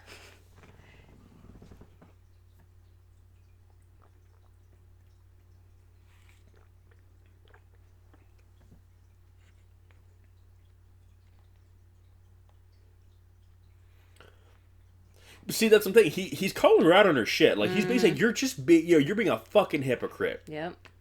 Oh, now that you were cool, okay, your son died, and as long as your daughter was not going to die, as long as your daughter was going to be safe, holed up in some bunker somewhere with armed men around her, you were cool. Fuck everybody else, right? The hell with everybody else's kids, parents, wives, husbands, brothers, sisters, baby daddies, the whole 9 yards. They can all go to hell, right?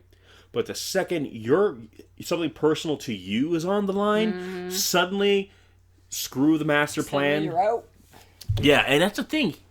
You know, people may say, like, yeah, he's a little one-dimensional. Again, I wish they would have put that backstory with his daughter in. But he's consistent. In terms of, like, an antagonist, he is consistent. He's basically saying, yo, it's ride or die. I'm in this. I'm in this. And I'm not going to back out for anything, you know?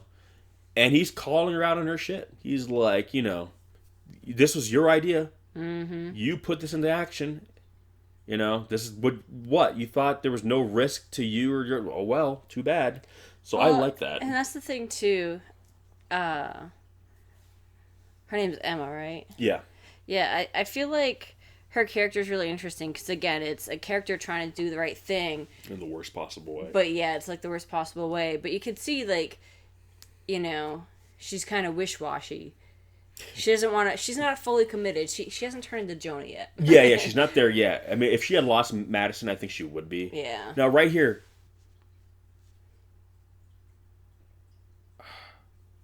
I was trying to hear. I'm pretty sure I've heard it before. Now, I know Michael Jordan has said like there's a little sound effect he add in as like a little homage to something.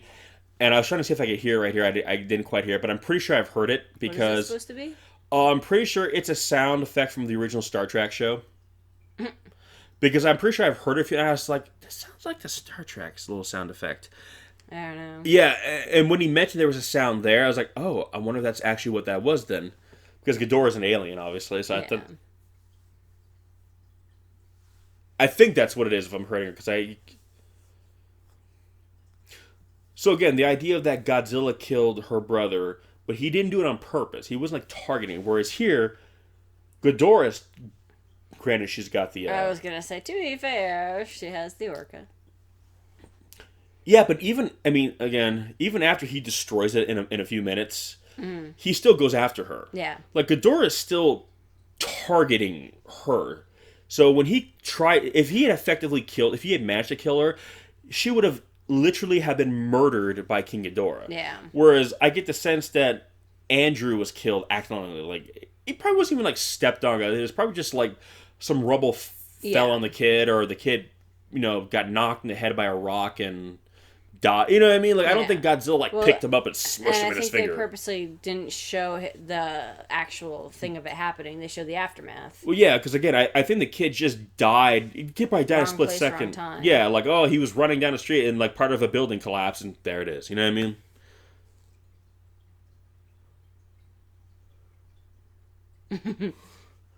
I love the slow falls though. I love that they do this. Like, they slow it down. But yeah, see, he had already destroyed the Orga, and he was still gonna kill her. Yeah. That old Showa roar, I love it. Look at him.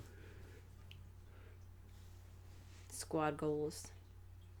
But even here, like, Ghidorah was trying to kill her, and it's not like Godzilla saved her, because Godzilla's not even looking at her. Like, and all the people that are following Godzilla into battle, Godzilla's oblivious to them. He does not care. They're following him, but they're smart enough to not be in the way. Yeah, Godzilla has just like got murder in his eyes. Godzilla just was like, I am going to fucking kill you. Look, that's the thing. If Madison didn't get out of the way, Godzilla could just easily step on her there. Like, he's not there to save her. That's the thing. Godzilla is the broadsword. Mothra is the savior. Godzilla is like a grenade going off. Like, yeah, if the grenade is thrown by a good person, it can save lives. But if a person gets too close to the grenade when it goes off, you could still get hurt or die by it. You know what I mean? Mm-hmm. That's Godzilla. Godzilla is the grenade. Godzilla is the sword. He is the weapon to be wielded. And when he's being wielded, or when he's going off, get out. Just get out of the way. You know what I mean? I love the shockwave. Yeah. That's a good shot. I love when you see like the back burners come down. Yes. That's your line. That's my line.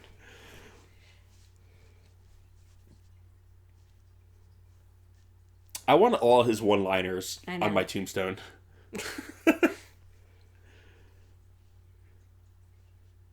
Ah.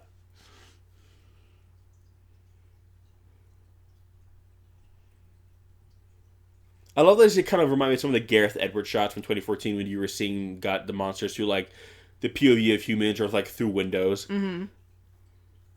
It kind of feels like a first person, like, you know. Well, because it's one of those things where even if they give you the coolest shot, you're like, how'd you get that shot, guys? Especially when they later play that back on monitors. How'd you get that? Yeah, some of those shots I'm just like, well, but I think that's like, bye. But some of those Gareth Edwards shots from the movies, they actually work well because he tried to stage a lot of those shots as if like a camera. Yeah. So it works for those scenes. Oh, just slapped him in the face. Boom! They're just in the worst place possible, Yeah, though. right here. Okay. I feel like the ground should just be like... You can't see me, but I was shaking a lot. Movie. Okay, this is my proposal for movies in VR. This scene right here where you're just him looking around and you see that shit happen. You're on the ground looking up and you're seeing... Like right here. Yeah. Imagine in VR watching that. Like, damn. I mean, yeah, realistically, the ground would be shaking, Yeah. they'd be falling, but, you know, suspension of disbelief a little bit, it's fine. Oh, I know. It's just so cool. Get off me, bitch. I love how you can see just how fucking powerful that is. His blast normally isn't that like... Yeah, well, think how much Ghidorah weighs for him Tag team. In fact, he can hold it for that long, too. I know. And there she is. Ooh. Stick around. I love the bioluminescence they gave her. Even as an adult. I love how he's like, guys, help, hey guys, oh. Let me help you there.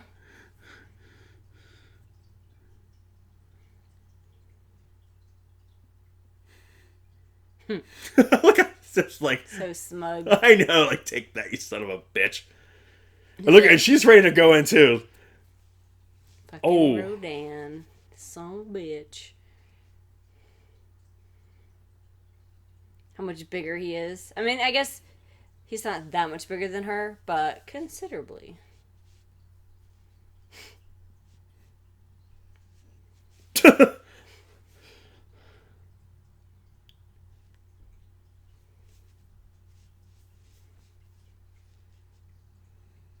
Considering everything that was just happening around them, and she got like a little piece of glass or whatever in her leg. I'm like, I think she turned out okay. Better than having your leg chopped off. It's chopped off. It's better than having you turn to paste on the street. Yeah. Or dust, like those other guys. Yeah, even though I kind of feel like if you got to die, they went out the best. Yeah. Yeah, just imagine all this in VR going through those buildings as them. I feel like I'd be sick. I would literally just have like a barf bag on me, and I would do it. I'd drive it. It'd be so worth it. Like, I'm just gonna be throwing up and screaming the entire time, and I would love every minute of it. And then you have an else. Go ahead. No, I was just gonna say they would need 2 VR modes. One where you're running away from them, and one when you play them. Oh, that would be awesome. See, I think that's the future of movies like this. Or it's a co-op mode where one person plays the monster and the other person is. Or you could see the perspective of each one, so you can see like that. Oh, I'm telling you, man. This technology. Her door was just left unlocked, unless she employed her rogue skills. Her rogue skills, her rogue monarch, eco-terrorist lock-picking skills. Like right there, imagine in VR, that would feel like it's right there. Like, oh my god, this technology is just prime for this kind of thing.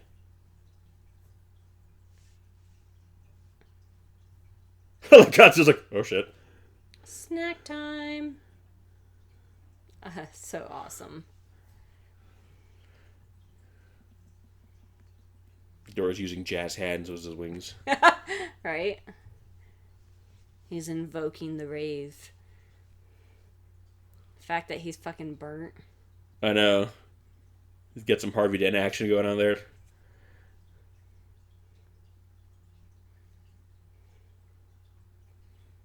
I would mop the floor on that ship. I just want to be involved with this company, Right? this organization, some way, somehow. That's a cool shot. Just like, ooh.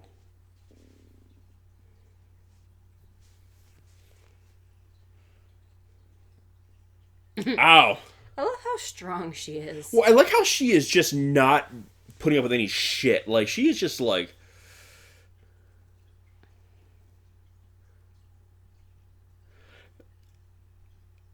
Okay, this bit right here. Chris made a great comment about this. Like, how much of a drama queen Rodan is. Yeah, it's true. He falls back. Because at first I thought, oh, this killed him. I thought he was dead here. And then at the end of the movie, you see he's alive. He just got a little... So basically, it's like someone just being a little bitch. So it's basically like if you've got me like pinned up against a wall and I take a thumbtack and just stick it in your shoulder, and then suddenly you just rear back and go, oh, wow! And just start like dropping to the ground, like and like just overreacting. That's essentially what Rodan just did. Maybe it's because we just watched the Dark Crystal series on Netflix. But I just pictured Chamberlain. Yeah, that's what I pictured too. It's Chamberlain. Mothra will not win. Yeah, well, that's the thing. Rodan looks like a big ass fucking Skeksis in this. Like that's what's terrifying about him. Well, his head, yeah. But even though he kind of like when you see him kind of position himself like upright in a more vertical posture, he kind of lopes a little bit. Like he just because I wish they kind of showed him walking more because I always kind of picture Rodan kind of walking like a vulture. Or they kind of like hop along. It's adorable. It is, but except when it's a giant fucking demon bird doing it. But yeah, he kind of makes me think of a Skeksis. And he even has that look on his face, that mischievous kind of. But yeah, if you look at him from the front, he looks like the Chamberlain like a lot. Yeah. So I'm just kind of like I just picture him being like. And the Chamberlain was cutthroat and backstabbing. It would be on whoever's... Here's the thing. Maybe I'm just an evil bitch. But if my mom did all this shit and I ran away and tried to save it and then I woke up to almost dying because of her ass, I wouldn't be that happy to see her. I'd be like, bitch, I almost died because of you. I mean, I guess. I mean, emotions are running high, so who knows? I don't know. I'm just saying. She just pulls a moth and shanks her mom. Get away, Mom. I'm going with Dad now. This is so awesome. I mean, not for him, but I love the music here too, how it swells. I love his music so much. Again, this soundtrack and the God of War soundtrack, most of his, so good. I mean, he fell from space, folks. Like, I mean... When people say, well, you know, Godzilla can't beat Kong because he needed help to fight King Ghidorah. Okay, first of all, King Ghidorah lifted him up. Regenerating, three-headed, lightning-spitting... It picked him up into space and just dropped him. And the fact that he didn't die from that, I'm sorry, cut the guy some slack, okay? I understand if, he got his ass whooped by, Rodan this bad. But she's like, no. Again, I like how fearless she is. I know. So that's all I'm saying. I'm not saying Kong's not tough, but I'm just like... Godzilla needing help to fight Ghidorah, that's not a shameful thing. Now, one of the people we went and saw this with, they even said, too, they were surprised that they killed off Mothra. They made such a big deal. And I was like, well, that's the thing. Mothra's not really dead. And I was explaining, basically, Mothra's flesh is mortal. Mothra's spirit is eternal. I love how they made him slink. Yeah, like a big, anaconda or, python. And that's the thing. Mothra's not really dead here. She is a part of Godzilla now. She's kind of basically become metaphysical. Again, that's why they mentioned the kind of symbiotic relationship they had. Well, yeah. Because that's the thing. Mothra physically is the weakest of all of them. But the trade-off is that when she dies, she comes back. Yeah. So she doesn't necessarily need to be as physically powerful. Because that's the thing. If Godzilla were to die, dead, he's dead. But to kill him...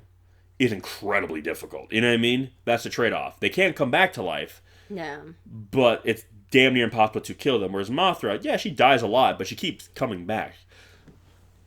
Oh, I love that. I love that you can see like him absorbing the radiation, like feeding off Godzilla.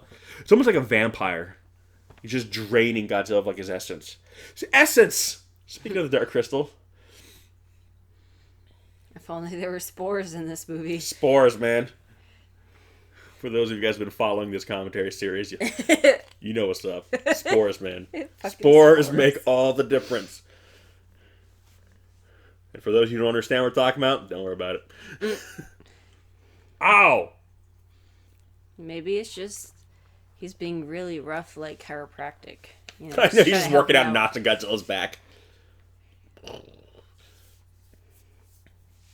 I also love that they can now have Ghidorah kind of take on like the wyvern stance where he kind of rests on the wing. And that's what I was always hoping too, because some people are wondering, are they going to do like a Dice Ghidorah or a Kaiju Ghidorah where he had four legs? As Ghidorah is, that was the one thing I'm glad they changed, because his wings were always a little flat. Again, they were working what they did, but realistically, for Ghidorah moving around, he would be using his wings as limbs, but obviously because it was a combination of, an actor in a suit and puppet work, it would be kind of hard to make that movement. But, again, they didn't change his design. They're just using the technology to make his design work in a way that they couldn't before. So, again...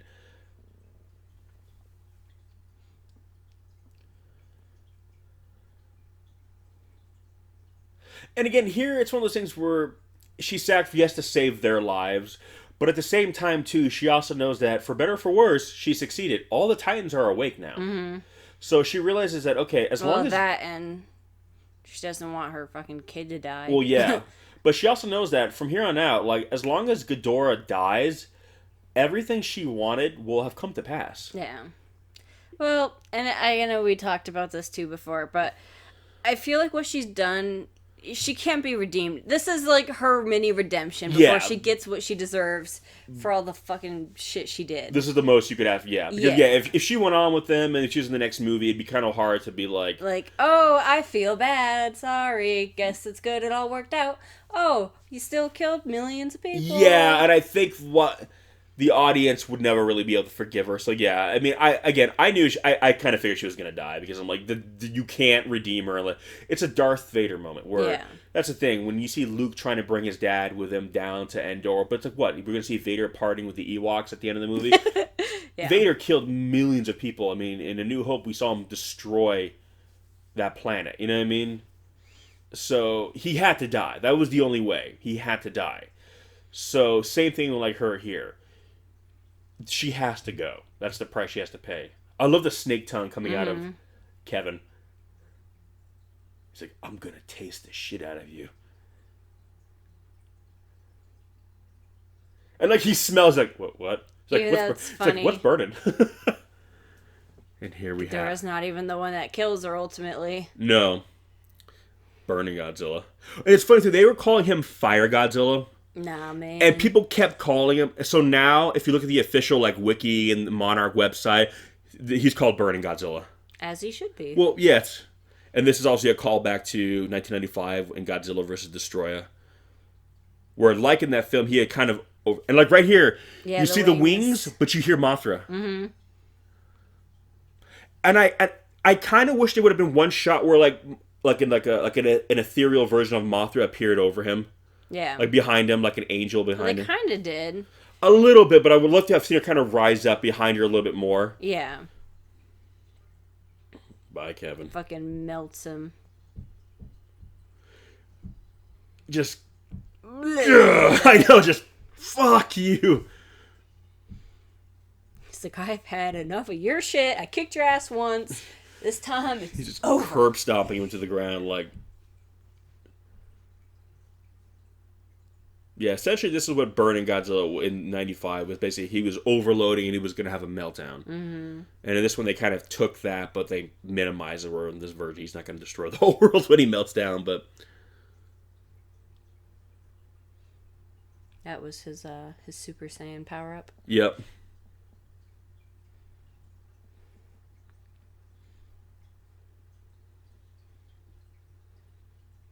And I'm not going to lie, when I first saw this...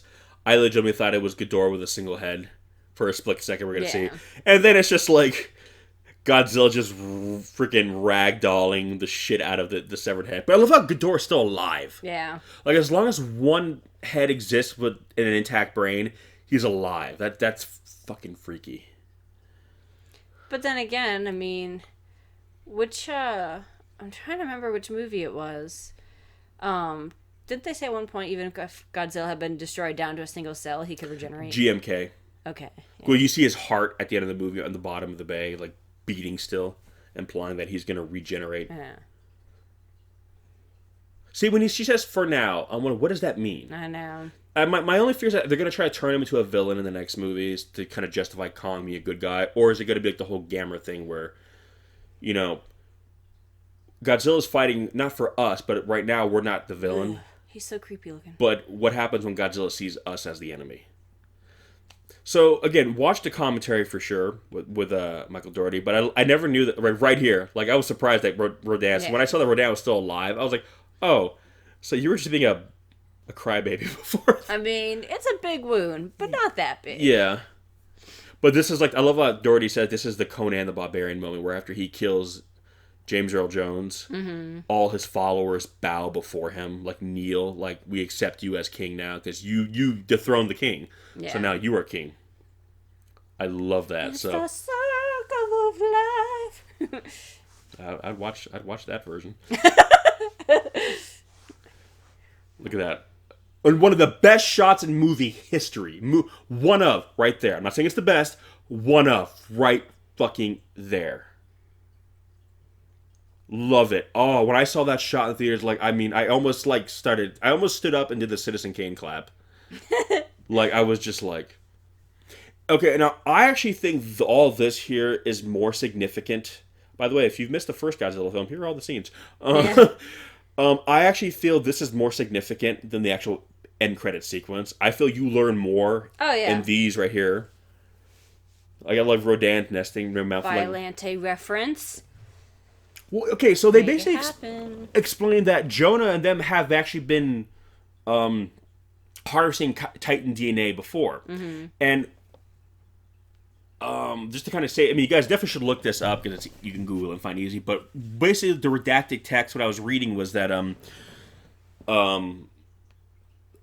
it's basically explaining that Monarch has been attempting to create their own Titans in the past, and that they have a mechanized monster of their own. And a lot of people are wondering if that's going to be Mecha Godzilla, or perhaps possibly even Mecha King Ghidorah. But they've basically been saying that, so that in the past, this massive ancient human civilization was living with the Titans. And that basically they had psychic connections with them, but then they went to war with them. And then Ghidorah showed up and basically destroyed that civilization. And all the colonies that were spread all over the world just kind of became their own civilization, and over time they forgot. You know what I mean? So apparently the director Adam Wingard has said that's Mothra's egg. Oh, so it is, even though it doesn't look anything like the other one. Well, it's kind of fossilized, so I'm wondering if underneath, I guess the it's like shell, a fossilized on the outside. Yeah. But again, that's what they say about Mothra, is like, there's always an egg. Mm-hmm. There's always an egg. Like, that's basically the only way to kill Mothra is to destroy all the eggs, because then she can't come back. Yeah. But as long as there's an egg, she can always come back.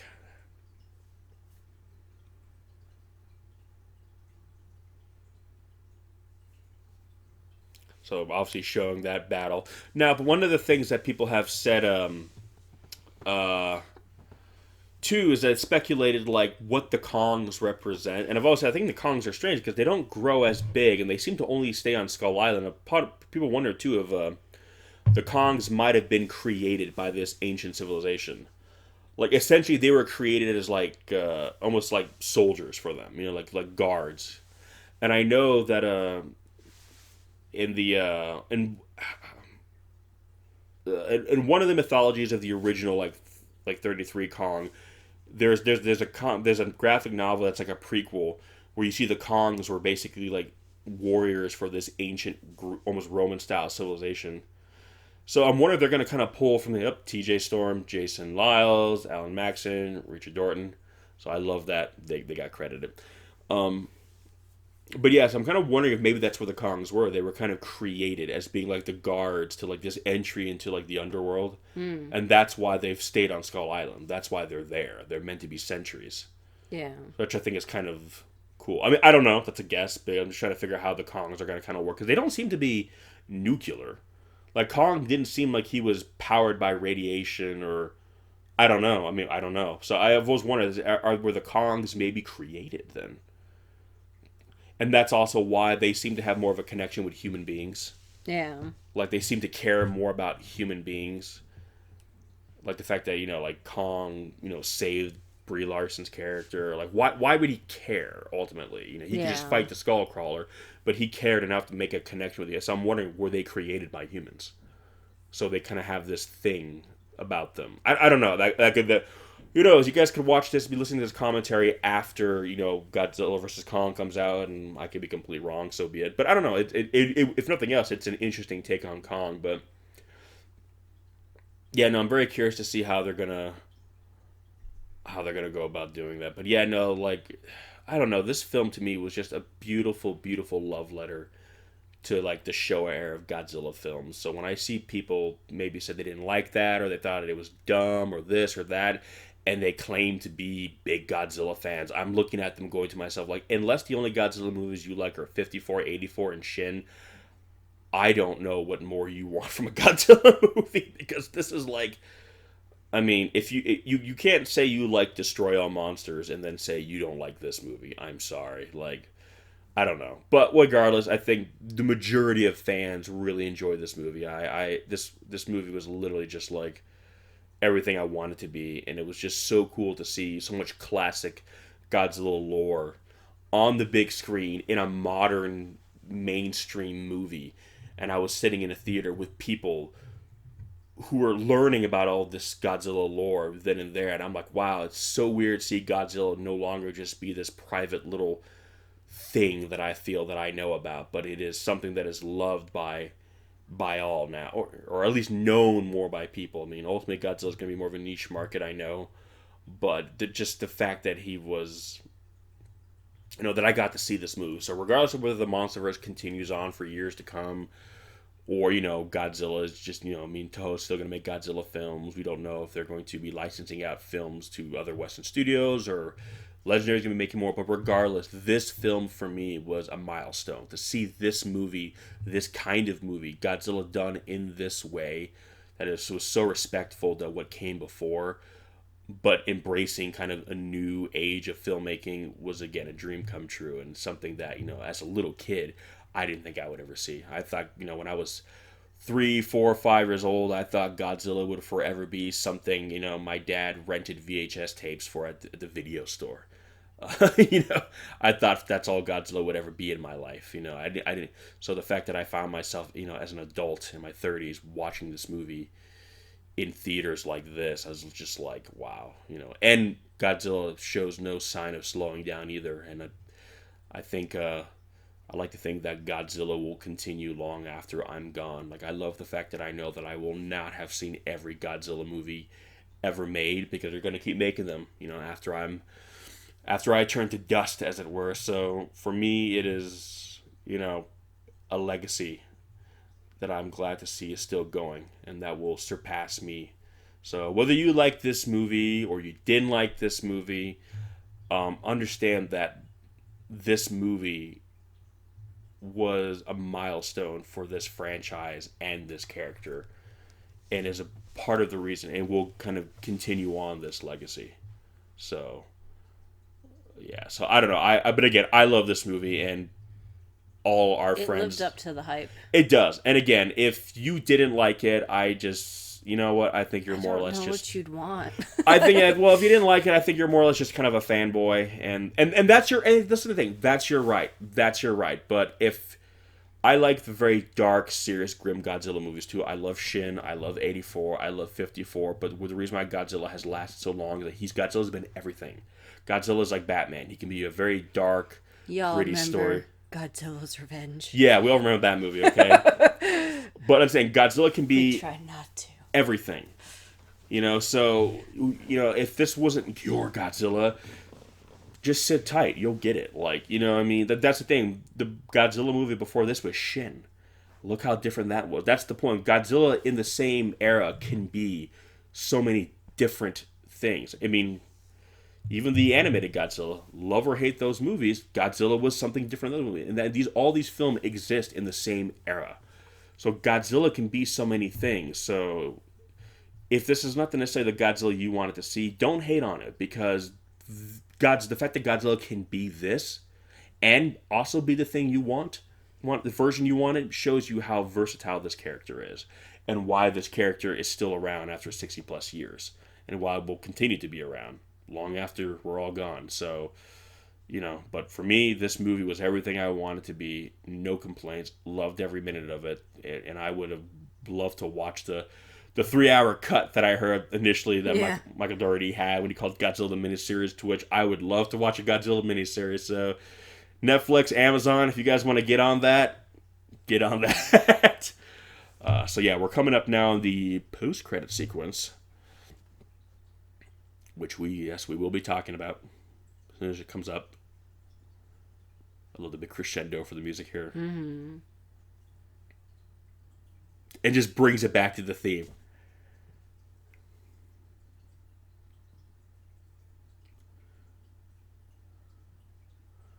Paying respects to where they should be, and I love that they did that.